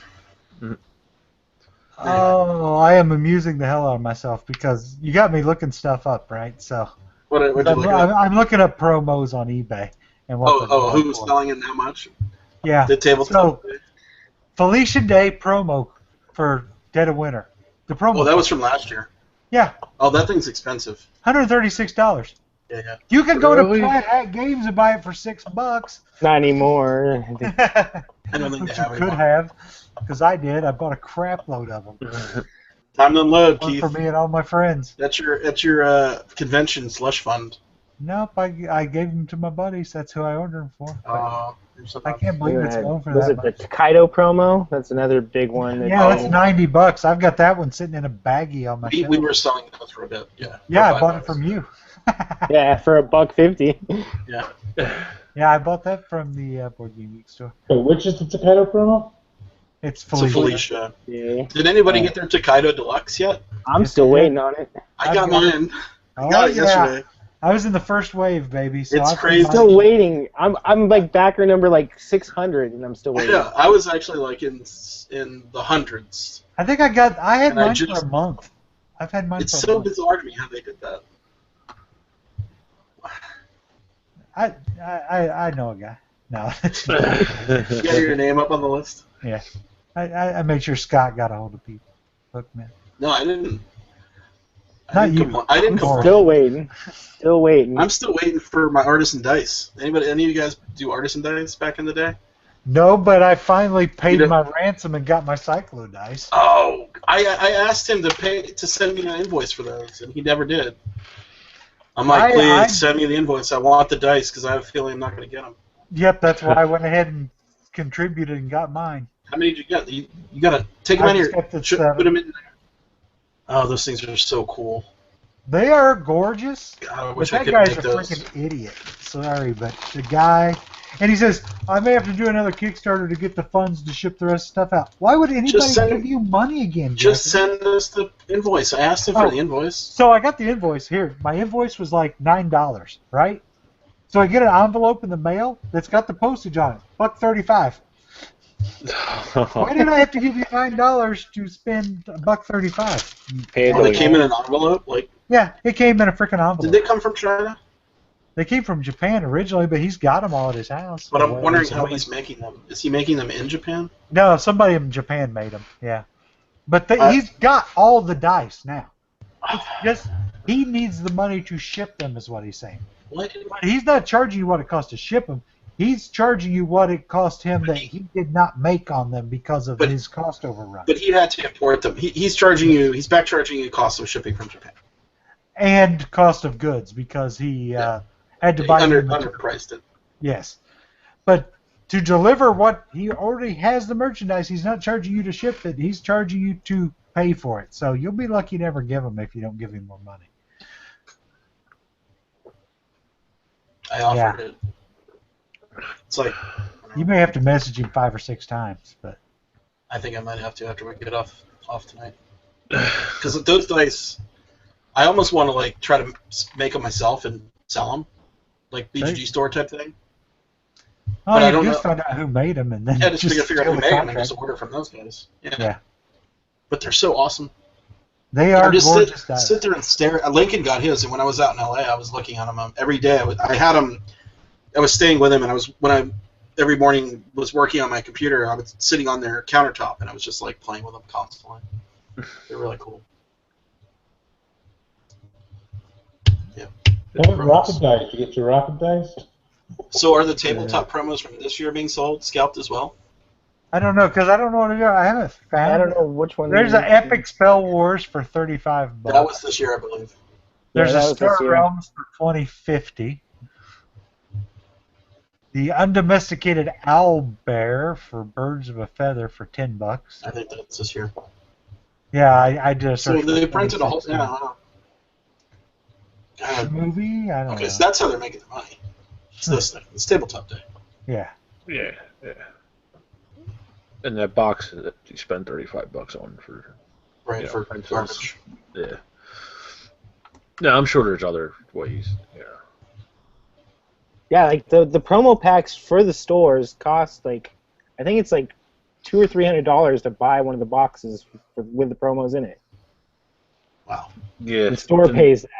And there's different tiers of that. If I And there's remember there's right. different tiers. There's ones you could pay to get better promos that are more expensive, of course. Or they have a full game that's a custom Or yeah, game, full like the game, Dead of like Winter, the or Dead of Winter with the Felicia Day, and they had a looks like they had a Dead Man's Draw tabletop play edition. Oh, I like Dead Man's Draw. What did they do for that? Was it all geeks It's and hungry stuff? It's it's just a box that says has tabletop edition. Oh, okay. Don't care. Yeah. Oh, I wonder how pissed Travis is. He said he sent them out promos, and he's not even going to be on the show. I actually got one of Garrett- Travis's promos. I mean, oh, okay. I see. It's got the Tabletop Day logo on there, Yeah. like on the box. Is that printed or is it a stick? It's printed. Yeah. Huh. That $35. game's one that I was hesitant to play the board game version because I played the free app version forever. When I played the board game version, I'm like, I think this is more fun than the app version. I was surprised. Well, doesn't the app make you unlock everything? Well, have to but I keep mean, playing. you just sit there and just play it and you Alright. just play it over and over. Hold But on, back up here. So on the Alliance website. So this is from the launch kits. So the launch kits for tabletop retail launch kit were $50 a piece. Supplies are limited. 2 kits per retail storefront. Include giveaways, marketing kits, poster events. Or you could order the premium tabletop day retail launch kit, which was $500. Yeah. Dude, Dead of Winter is going for $150. yeah. Really? Yeah. Well, It's got Felicia Day's picture on the front. Yeah. oh, that one. Oh, there's a Will Wheaton 5 Tribes promo. That's from last year, though. Yeah, that's Ah. nice. So the $500 kit got you like signage and stuff too, but like literally $500. Oh, it's got Colby's picture on the front, too. Colby's one of my favorite survivors in that game, so I like it. Kodiak Colby. I thought Lucky was your favorite. Who? Lucky, the dog. Look. No. Sparky. You know who our Sparky. You know who our favorite is, right? Yes. Speaking of, We've Jenny got a Taylor. favorite, Anthony. Jenny Taylor. Yep, that's right, Jenny Taylor. oh, you guys. 'Cause So if speaking of you Jenny Taylor, you get exposed. Or Janet Taylor, sorry, but yeah. Flat Hat, have you pre-ordered Seafall? You bet your ass I did yesterday as soon as I got the email from Bikey. 1 or 2 copies? Just one. Just one, okay. Because Why if not you order anymore? 2, you get free shipping. Yeah, but I'm paying $160 to get a game instead Right, of... but you could then you could sell it to someone else for 80. Yeah, I just said Go I'm paying in. $15 to be done with it. I'm trying not to blow money as much right now, so... I'm up in the air with that one. Like, Oh, paying hell like no. the Legacy didn't. Me and So Jen good. still. We played like 3 months of it. We still. This is the only Legacy game I care about. So Oh, it's not doing much for you, Barry? It's just we don't get it to the table. I enjoyed it. You when got we to played you got to it. power through. You got to Yeah. power through. I one of my enjoyed it. but buddies like I said, actually was talking about, should I get Seafall too? I'm like, why? If I've got it and you're just going to be playing it with me, why do you need another copy of it? You're going to spoil Maybe the he hell wants out to of it. play it with somebody He else. won't after though. He won't even read a rule book. So I have to teach him to play all the games. Oh, Flat Hat. Wait, I didn't even go to the Flat Hat site. So it's the right full MSRP, but you get the gold, the But you metal get coin. you get metal coins though. Yeah, That which they're they selling sell for 30. separately. Is it 30 or 40? Is it 30? I can't remember. I 40? think they're 40. 40? Yeah, Ouch. yeah, they're salty. That's what 5 I'm cents a saying. piece. This was had it for $51 for pre-order. Right, but you know how long you're gonna wait to get it from them? Yeah, and they did warn us that we will get That's our a long- pre-orders after Gen Con. Probably. So Even you pay $80 plus shipping. It's 40. Yeah, the coins are 40 if you buy them separately. Yeah. Yeah, So 80, basically 80 you're gets you getting the the- coins. Yeah, it's getting the metal coins is why And you shipping. pre-order. And if you team up with somebody, you get free shipping. Or if you just buy something else from the store, you get free shipping. But I already have everything, so I didn't need anything else. It was $13 for one copy. That's cheaper than waiting in line at Gen Con for me.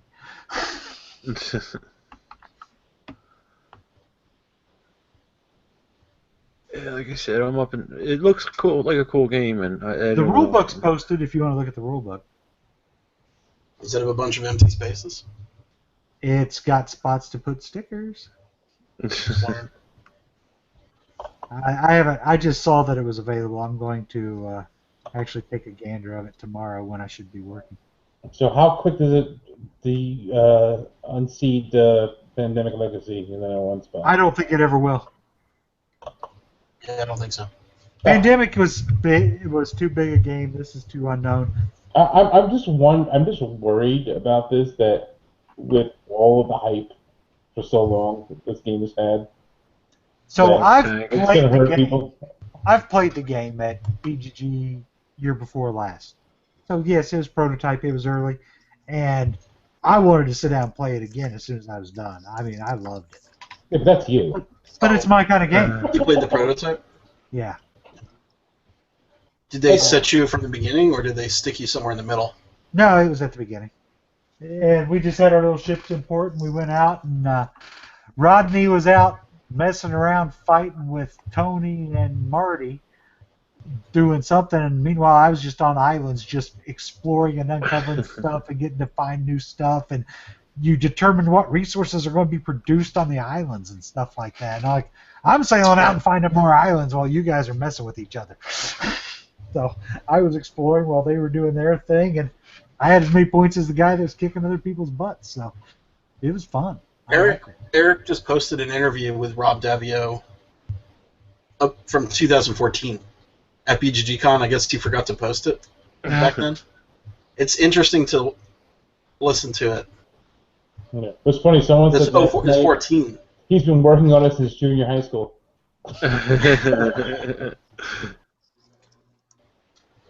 But yeah, it has like a map, and then you put like you take the little stickers, you put them on there on the location. So it's like which location you go to, and you point at one, and that puts you to the passage you're going to read out of the big book and all that kind of stuff. Interesting.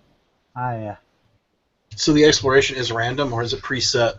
Like, is the map preset, or do you remember? I can't remember, and there's some things. So I have access to the actual playtest files, so there's some things that are in there I would technically be under NDA on. Yeah, so I can't go into those. So everything I'm speaking to are the things I played in my public demo. From the picture on their website, it looks like it's random. Like this is only water. Yeah. Basically. Right, but I was wondering if like the map is known somewhere, and you're just uncovering pieces of it. No, I know that like when you start the game, you only start with like X amount of map, and then you're going to add a segment to it that you can't see yet. Now, I don't know if that map is added in order or if it's randomized, but it will be new information when you uncover it. I know that much from a public standpoint, based on the demo and setup. Look at you, Mr. Fancy Pants. Mr. Yes. Fancy Pants. But they have lock chests that are boxes of new materials that are open when things reach. There's province chests where you store your province holdings from game to game. There's storage box and stuff, and then you get your. Yeah, I'll be really. I'm excited. I mean, because. What do you think about this one, Paul? It looks pretty good, man. I'm probably pre-ordering it, and I just haven't done it yet. I get paid on Friday, probably, and pre-order then. Like I said, Legacy never got to the table, or Pandemic Legacy never got to the table. So this one I've been waiting for. Like, I haven't even picked up Pandemic yet, the Legacy, but this one I've been waiting for. Mm-hmm. I'll have to think about it, or get divorced and get another gaming partner. Ship battles and all kinds of stuff. It looks like there are 23 spots to add new stickers to the rulebook alone. Barry. This is going to... All right, so Keith, from what you know, not from your from playtesting, Right. from what you know, 'cause I know you know a lot more about this. This is going to be more like Risk Legacy, right? Where you have the number of games, whatever, to get the world the way it is, and then you keep playing it on that world, right? I don't know how much you can keep playing it afterwards or not. And I didn't play enough. I didn't actually do any playtesting. I looked at the materials and never got it printed out because work blew up on me again. And so I didn't want to spoil too much on myself. I just kind of looked to see how the game was played and some stuff. So I don't know how long you can play it afterwards. There's not enough info in the rulebook to tell me that. But Oh wait, this is a 3 to 5 player game. yeah, you don't want to play it with two. Yeah, but I'm saying it's not cooperative, so you're basically going to craft this board and then be able to play the basic rules, not sort of, you'll still get your production and whatever you get your production, you just won't be able to influence where production is happening. Yeah, I'm sure if you wanted to, you could probably keep playing it. I'm just saying if that's in there, so people will give it a little less grief than Pandemic. The grief. I mean, this one is pricey. Yeah. Birdie. Don't open box 6. Don't open box 6. That's all I'm gonna tell you. Don't open box 6. It is. It's like $100. Did you guys read the BGG forum? Someone was playing Pandemic, and they just opened everything and stuck all the stickers on everything, and just like. Oh really? And they were asking how to recover from that. Just want to go buy another copy. Go buy another copy. Yeah. Anyway, I'm going to bed, boys. Yeah. Good night. I'll talk to you later. Yeah, I don't know. It's like $100 with shipping and 3 to 5. I didn't realize it was 3 to 5 players. I think I might have to pay us on that one. Maybe go to beer mongers for it. I don't think they'll Yeah, play you that. can do a legacy game there. I don't think they'll do that there. Pandemic Legacy never showed up So there. what you need to do, Barry, is like Get if the you're voice. doing BGGCon again, get a group, prearranged. It's like Pound through it the whole time. Yeah. Could I'm do sure that. I'm sure that would horrify Rob. I think you could keep playing the game a little bit afterwards because certain things carry over from game to game and certain things reset. So you could probably Play it. just do it because you wanted to. But it does have It's like huge. it has like an overall campaign link that ends after a certain number of games where you have a winner of the campaign. But I suppose if you want to fart around with it for fun, you could. You know, it's in the game company's best interest for you to. It looks like it's set to play 20 games. 20? 20, no matter Potentially what. because the back of the book is where the back of the rule book's the historical record and it has spots for 20 games. Yeah, I see that. So 20 hours minimum? I don't know about that. I bet you it'd more be than at least that. 40. Yeah. Pandemic- You know what? $80 2 for days. 40 hours of gameplay? That's worth it. It's 100. Pandemic took us about an hour per game, except for the last game took like maybe 2 hours. I spent $60 on a video game that I finished in 7 hours. So Yeah, that's true. Sure. That's true. if you compare it to some of the, some video games you'll pay $50 and get 100 hours out of it. Another one you'll get 7. I look at board games the same way. That I can buy.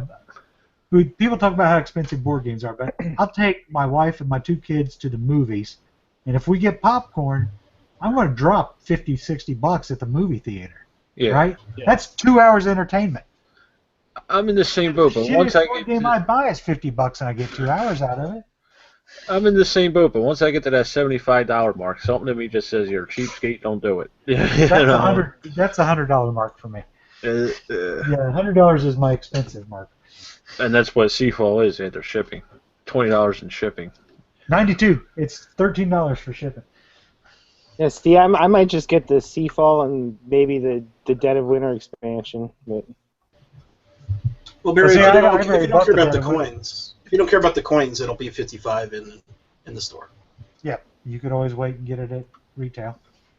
Yeah, I could do And you that. can actually already pre-order it on Cool Stuff, I think. I don't know how. I was never really big on game accessories, but it would be cool to have some silver. All Metal right, so coins. I want the metal coins, but you know how many sets of metal coins I have now?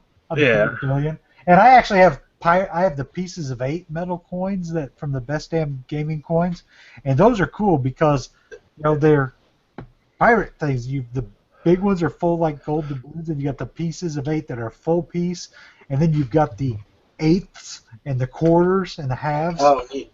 and that's Did just you easy as hell. did you back the that James Math Kickstarter with the coins he did for that space game? What was that space game? Yeah, that was hegemonic. I went on a time Hegemonic, yeah. like last week or the week before.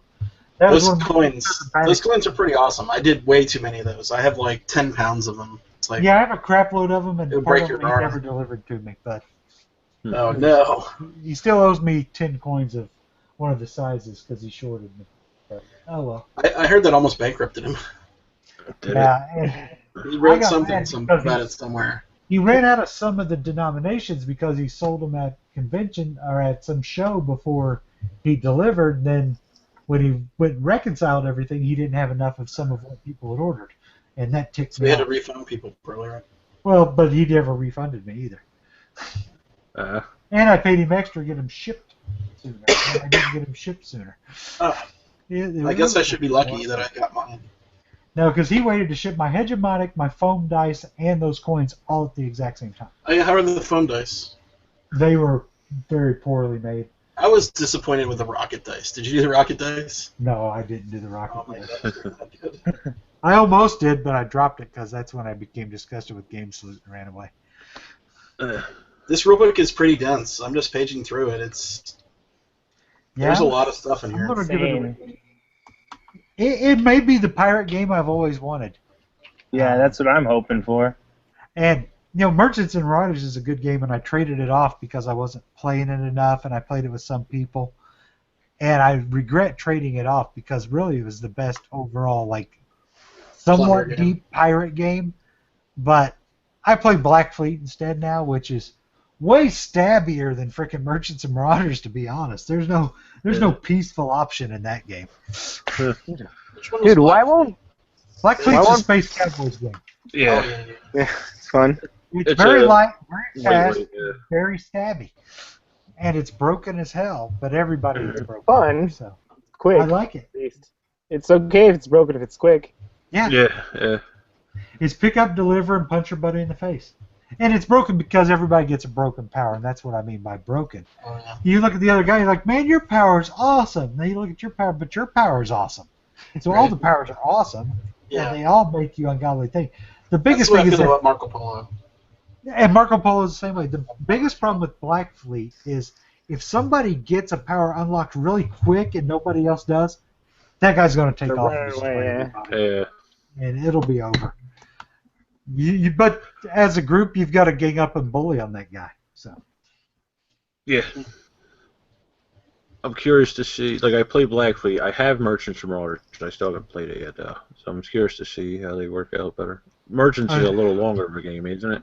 it's longer. It's- It's got a lot more randomness to it with the dice roll and stuff. But it's got great components. It's got great theme.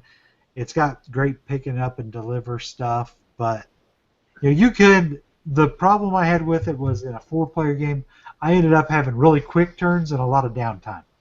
And that's why I ended up trading mine off. But then later on, I miss it. So that's the one game I traded that I miss, I think. I was But wondering. Seafall may fix that. I was wondering if he was going to have to pull out a lot of complexity for this game. But it looks like it's sure all it did. there. It probably was way more complex, but it still looks pretty darn complex.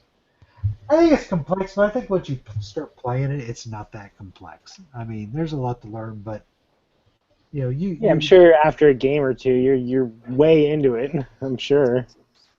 And here's the thing with Seafall. It's one of those games that I don't really care if I win. It is 100% the experience. Experience, yeah. And it's the fact that I'm going to go out and I'm going to explore the world, and I'm going to change that world as I explore it. That I don't care if I win a game. If I get to determine what's on each island, and that's all I did, I still had fun. Yeah. I'm sure he didn't make it extremely complex, because if it's that complex, you screw yourself on the first turn. You know, what are you going to do? I'm sure he had that in consideration. Yeah. Yeah, it's pretty interesting. It looks like there's some public goals, like if you explore an island, something happens. I shouldn't read any more of this stuff because I'll spoil it for myself. Yeah. Yeah. Rules have a lot of stuff in there, but Like I said, I'll read the rule book and think about it, but I don't know. It's that 3 to 5 thing that's going to really hang me up now. Yeah, the 3 to 5 will be thing, but I really think it's probably best as the 3-player. Like I'm going to pre-order it with Dead of Winter. Right. When I pre-ordered Dead of Winter, I bought 2 copies of that, one for me and one for a buddy, so I got free shipping, but I didn't do it for Seafall just because it was an $80 the new game. Dead of Winter. I'm just going to do the new Dead of Winter with the Seafall. Yeah, that's what I did too. I ordered but I'd already pre-ordered the 2 Dead of Winter. Oh, okay. Yeah, And one of the copies was free because I had $50 in playtest credit for I testing. wish they would make a Tail Feathers mat. Why won't they just do that? I think there's a plan. I just don't think they're there. They've got it yet. I think they want to do that. Probably something that they'll sell at conventions or something. What, like a 3x3 neoprene bat? Yeah. Yeah, I don't know. We'll Or find 4x4 out. I'll or bug whatever. somebody, see if they're going to do anything. But I'll give you an example of something from Seafall, and it won't be an exact example, so it won't be too spoiled. But you land on an island, you go to this location, and you have enough of whatever you need to go do it, so you explore it. Reads a thing from the book, and it's like, okay, you encounter this tribe in the jungle. Do you establish trade with these guys, or do you kill them and just take their shit? Right? And depending on that decision that one player gets to make, it affects what resource is going to be available from that location on that island forever. That's That's awesome! That's exactly what I want. That sounds like an old video game or something. Yeah, it's like, yeah, okay, if I burn it down, then yeah, they're not going to be there to trade with. especially if it sticks around for the whole game. Yeah, because literally So good. what Bob had me do is then, okay, you made that choice. You take a sticker off a sheet that went on the board. You're not helping, Keith. Damn you people. Every time I come on this show, I'm spending money. We're Every time. It's such a hype machine, isn't it? Goddamn enablers. Even a game I know won't get to the Yeah, table. but this one we've been hearing about since before Pandemic Legacy. I mean, it's been Yeah. in the air since before then. Yeah, but I never thought it would come to fruition. You know? It's fun. You should guys go watch that video. It's under Rob Davio's designer page. It's pretty interesting. I might be on their Seafall page, but Was it at BGD 2014? 14, yeah. That's Where what I played. he just had kickstarted that fun employment. Yep. Fun employed. Yep. That was And, the BGG where I played it. And Pandemic Legacy there was no mention of that. Like Pandemic Legacy did not exist at that point. as No, far as that was kept under wraps. yeah. Now I'm curious. Like so far, Rob Davio has worked on every Legacy game out there, pretty much. Mm-hmm. The official ones, yeah. I'm curious if they'll hold off if he's not involved with them. Like the second season of Pandemic, if he wasn't involved with that, you think they would hold up as well? Oh, he was involved with it. Yeah. Pretty The sure. second one? Okay. Yeah. No, I'm saying in general, if he weren't involved with Well, them. if he weren't. As long as you I got don't know, lead they set a time from the framework. Pandemic, it'll probably still be decent, but Yeah. Because like you were saying, there's some unofficial ones that, nobody's really played of the Legacy type. Well, nothing's been put out yet, really. I thought there was one. What the hell was it? Give me time because my memory. Are you thinking viticulture thing? That might be. Well, that's yeah, not real. that's not Well, Legacy. modular expansions. It's You can add modular. in what you want. Yeah. Stegmar's funny with his terms. You got to watch him. but Yeah. Well, I mean, But his maybe next he's gonna game, do- that Charterstone. yeah. Scythe is that a was- 4X game without 2 of the X's. You got to watch Stegmar. You know? And then Davio's working. What's that Origin. fantasy game? Yeah. I didn't try that at BGG, unfortunately. Out Origins, yeah. That one's gone. That one's gone into a dark zone right now, I think. For a bit. I haven't played many of them games. Have you heard anything about it since then? I've heard No. people talk about it that played it there, and that's about it. Yeah, I mean, was it kickstarted? Nope, not yet. Not yet. Okay, so they haven't even kickstarted that one yet. So that's probably a ways off then. Oh yeah. Yeah, they had a big splash at BGCon. It was big hype, and then I guess they Figure you stopped at it. least kickstart it then. Just ran into problems. put like 2 years ahead on it. Just kickstart it anyways. Yeah, 3 months ago there was a video that said coming to Kickstarter soon.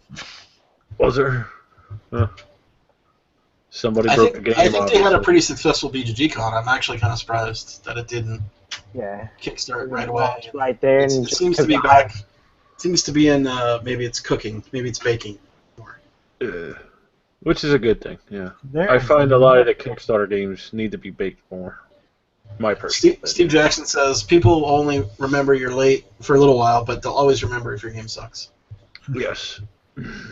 I would rather my game be late and good Then than. on time and suck. But when it's late and it sucks, I get Late and suck. That's even worse.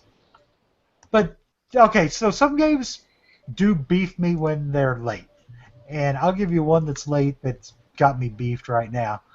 And I probably shouldn't even back it, but I backed the Unspeakable Words. Oh Okay. yeah, has that not been delivered yet?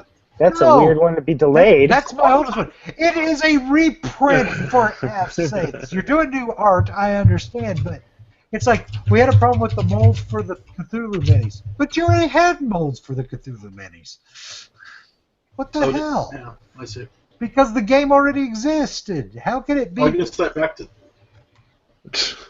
Scott doesn't even know anymore. Remember See, the one that's really bumming me out still is the Takedo because I haven't seen mine yet. I got mine. It doesn't Hopefully care. you'll I get don't it care soon. about yours. You should get it soon. Yeah.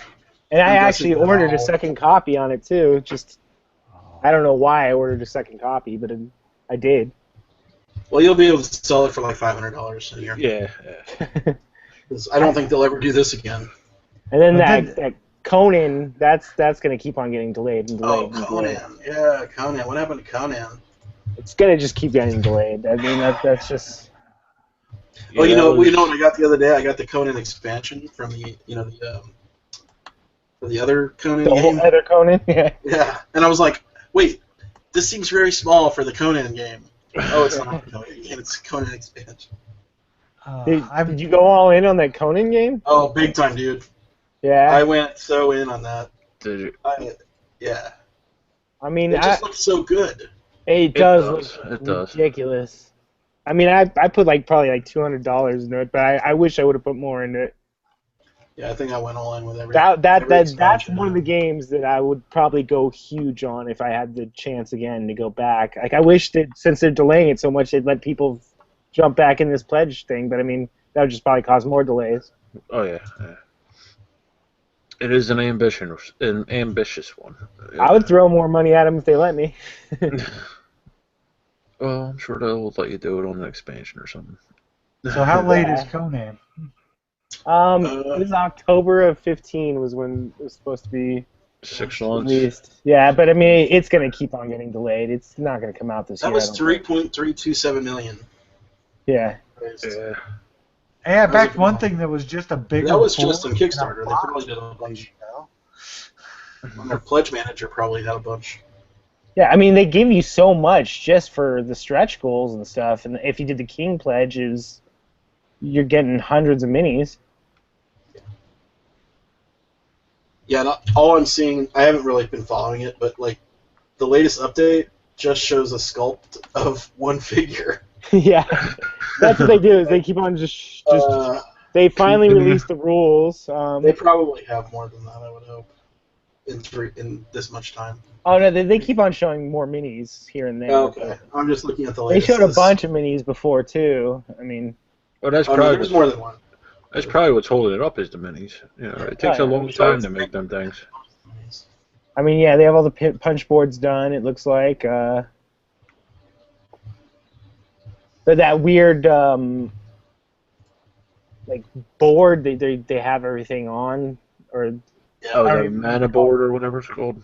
The I know what you're talking about. console that's in front of you that you Yeah.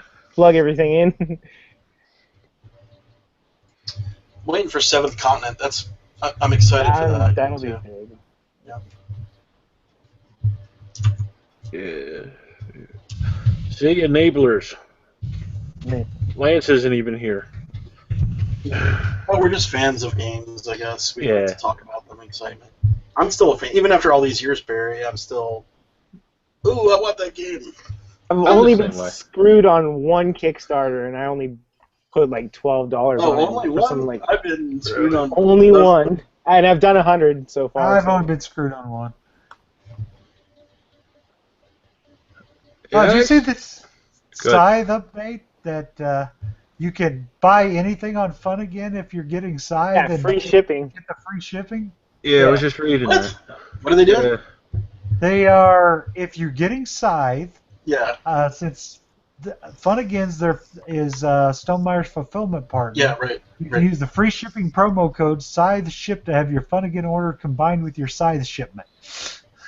But it's got to be something that's coming out by July or whatever. So Yeah, you don't want to delay your game. yeah, you don't want to Yeah, delay yeah. Scythe coming. Come on. Scythe's going to cure cancer, man. The way it was hyped. I'm excited to try I'm sure it. it'll be good, but So am I I think know JR said it's he a was little like, it's too one of the overhyped. best games he's ever played. I don't know Really? about that, but it's cool. And that's all yeah, I care about. it looks It's, great. it's a game I just want to put on the table and stare at. Yeah, Yeah. and I got that art book just to. I want that art I book. did too. I don't think I backed that. Sucks to be you. No, I don't remember what tier I stopped at. It's a more limited edition too because I guess they numbered those ones, the art ones separately. Yeah. I'm not a collector like you guys, so that doesn't really affect me. Yeah, but if you ever get out of it, you can always flip it. Oh, yeah. Or for some reason you just don't want that game anymore. Nah, I have every fucking game I've ever bought.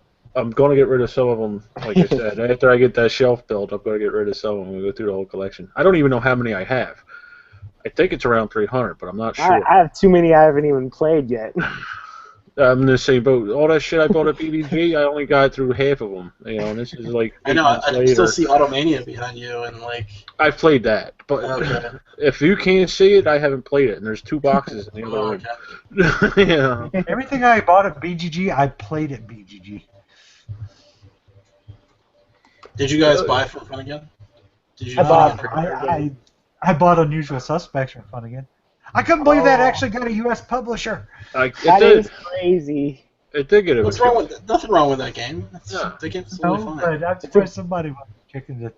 I have a friend that's a sociology There's teacher. Cards Against Humanity and Secret Hitler. There's always a I new know, publisher. I know.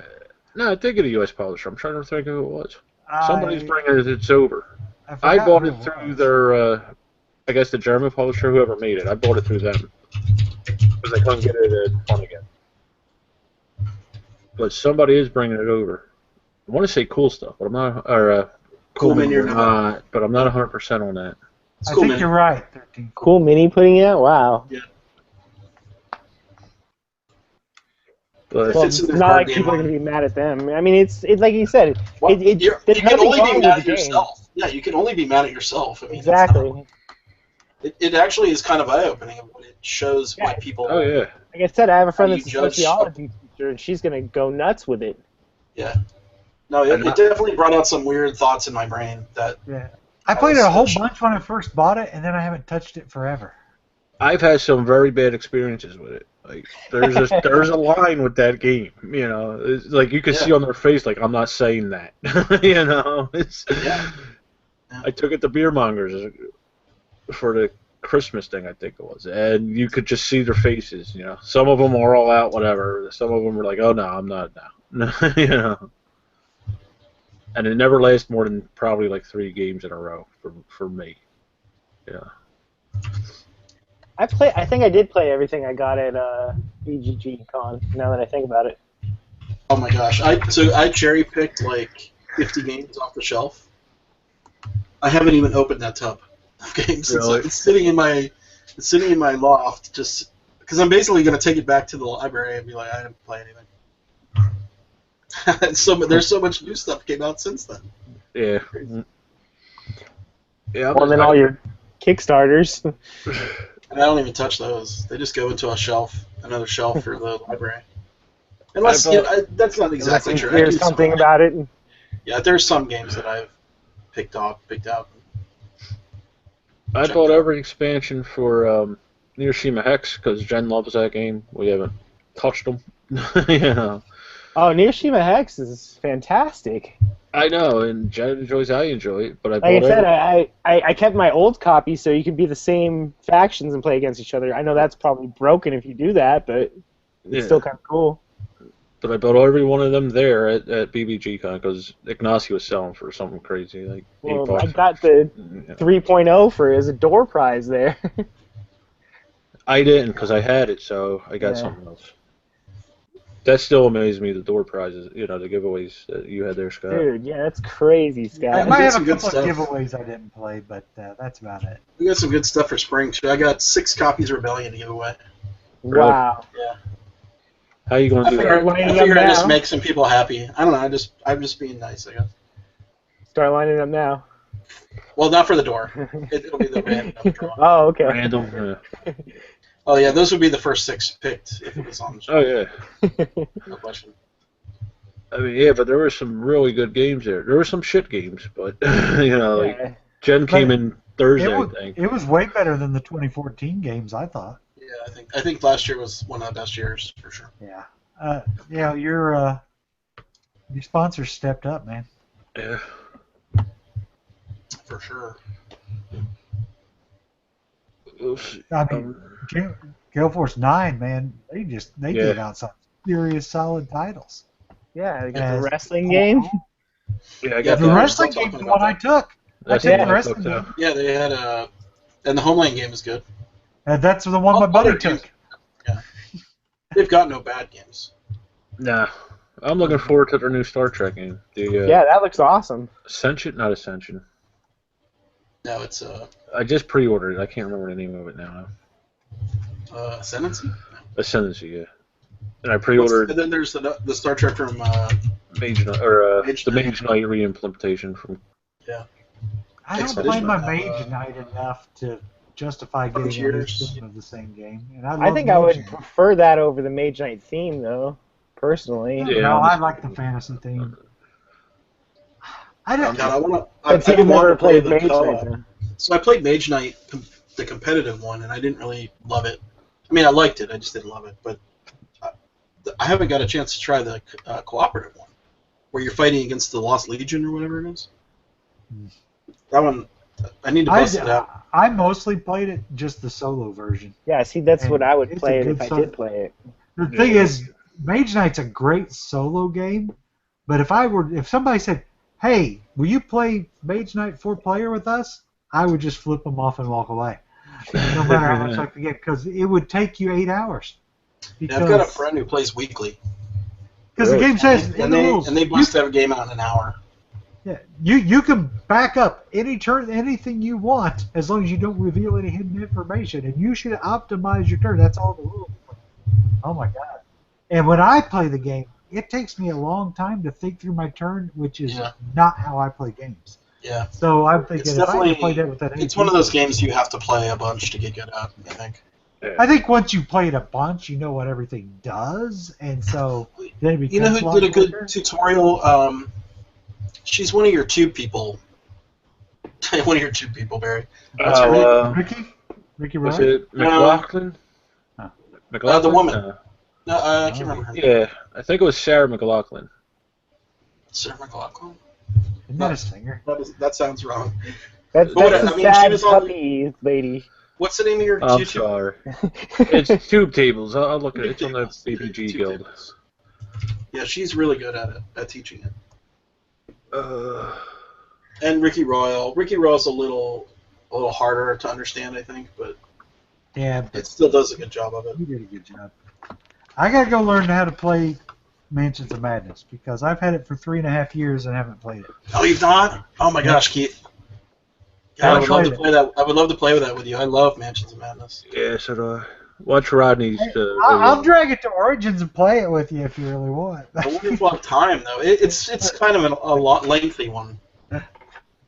Yeah. I'm It's not really Origins, sure there's nothing how else to do. Origins is going to go for me yet. Like we don't Yeah, know you know. exactly how the time's going to go.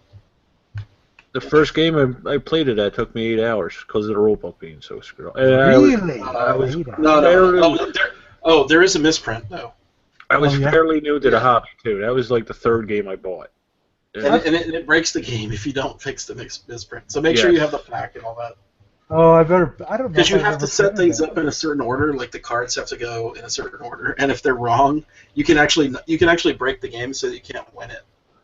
Because it needs a dungeon master. Right, I knew it needs Yeah. a dungeon master, which will have to be my job. Game master. Solo McLean, that's her name. That's her YouTube channel. Solo. Flying Solo Games. One solo game. Yeah, This she's is a really channel I don't know. Good. She's really good. I like her. Her presentation. Yeah. Very it's calm. She's definitely under the radar. Yeah, a lot of them guys in that are, there's some bigger ones like Ricky Royal and Tragic the Blathering and all that, but most of them guys are kind of under the radar. Guys and girls, I should say. Huh. But I've never heard of this channel. I shall subscribe so I Yeah, can look at some stuff. She's good. And then you've got a bunch of those nice tube toppers or whatever. Tube Tube tables. I can't remember the name of it. Tube tables, Tragic tables, named it. It's tube kind of tables. weird. It's I tried to do a hangout with them. The one went well. The second one, it was just me and And that was me and Paul. great. I watched that. Yeah. But it's like they lost interest. I don't know. It could be timing too, because a lot of them are over in Europe and or Yeah. over Everybody was in different time zones. Watch And then them, yeah. you got guys overseas and stuff, and here. But, I actually want to do that with the sit downs. I want to do more European people, but again, it's the time zones. Yeah. yeah, you have to stay up late or get up early. Yeah, It's not but so much time. for me. Late should be an issue. It's not so much an issue for me. I'm pretty flexible. Some guys over there. Yeah. Yeah. Or Yeah, if I had never heard of any of those guys until I saw your show. really, yeah, it's a cool guild to be in. It's just the interest in it wanes and rises. Well, yeah, everybody's doing it just for fun, right? So it comes and goes with their time. Yeah. So is this Mansions of Madness thing you're telling me about, the front path versus back door thing? I don't remember, but if you how long ago did you buy that copy? Well, that's a first printing error, so mine probably, well, it was 3.5 years ago, but the game had been out for a while. Yeah. Just Nah, search for Madkins. Like I said, it only took me that long because it was like the third game I've ever bought. If you watch Rodney's run through of it, Also, there's only one Maniac allowed in the game. Yeah. I played a game where I let multiple Maniacs come into the game, and I could not win it. Yeah, just search for Mansions of Madness FAQ, and it'll be like the first hit. It's got some printing around it. Yeah, the front path and back door. But after that first game, it was like probably 2 hours a game. And we played it just about every day. It's fairly fast. Yeah. We played just about every day after that until we burned through all the expansions that we had. And then we got the End of the Wild one. I didn't like that as much. That is like you pretty much randomize the cards instead of deliberately placed. Yeah, I don't know how I felt about that one. That's actually when we stopped. Mine is first printing. Mine will be wrong. Yeah, if you search for errata or Mansions of Madness FAQ errata, it's first hit. Yep. It's on Fantasy Flight's website. Yep, I'm uploading it to my Google Drive now. Yeah, but we did enjoy it. And then I got Arkham Horror, and she hated me. Yeah. And then she enjoyed it after a while, but it's my wife. Man, it's kind of just totally went under my radar for a lot of years. So I don't really support it anymore. Yeah, it's like with the other one, the dice game. Eldritch. Elder Sign? Elder Sign? Elder Sign. I The thought hell, they they were, just came out with a new expansion. Yeah, they're last still year. That's what I making mean. almost. but I thought they were done with that, and then they didn't make an expansion for that forever, and they just dropped 2 of them within a year. You know? Yeah, and then they just did looks like a print on demand that just showed up on Cool Stuff too. Did they? Yeah, it's a smaller one. So. Yeah, they're kind of like It I doesn't said. even fit in the box anymore. Like I said, they focused on Eldritch. Everything went to the wayside. Anything in that genre, like It's not like they're coming out with Eldritch, but they're just doing a couple a year on it too. So. I played an 8-player Elder Sign. I wanted to kill myself. did you? I wanted to die. I was like, can I figure out a way out of this game like without pissing people off? Throw the dice. It was so bad. That's when you text someone to call you with an emergency. Oh my god. Luckily we were at a bar so I could like drink, and that soothed the pain a little. Did it? But oh my, do not play that game with 8 players. I didn't even know it went up to that. It does. I mean, either. I was like, Yeah, 1 to 8. well, there was a bunch. We went to this Dallas game night, and a bunch of people wanted to play a game. And it's hard to break up into 2 groups at that point. You have everybody kind of like, It's perfect. yeah, we got 8. It goes up to 8. Let's play it. No, that's perfect to split in half. It took Yes. like 4 hours. And, I very rarely ever go to the maximum player count. I'll play Codenames with 8, but that's Yeah, about it. it's tough. oh yeah. Codenames. Party games, and that's it. If a game says 5 players, I'm sticking to 4. Screw that. It's 2 a.m., guys. I gotta go Oh, to yeah. bed. I got work in the morning. Yeah, I got to do some work too. Good night, my friends. Cool, it's fun. Yeah, Yeah. Yeah. we'll have to make fun of Lance next week when he. Well, of course we Yeah, will. See if he. That's my I haven't heard a pip from him. Have you? Anybody? No. He I'm probably actually doesn't have a looking phone. forward to hearing about his trip, though. Yeah, I'm curious. Michael Facebooked me to get on, but he just couldn't log on. Mendez, yeah. So I don't know. It's probably Lance probably doesn't have a phone that'll work over there, so that's why we're not. No, in fact, they probably didn't get SIM cards. You have to have an unlocked cell phone. Yeah. All right. As a world traveler, you must have an unlocked cell phone. Good night. All right, guys, take it easy. Bye, Bear. So, thanks to viewers for watching. Catch the podcast later on. It'll be up probably tomorrow. Thanks for watching, guys. See ya. Ciao.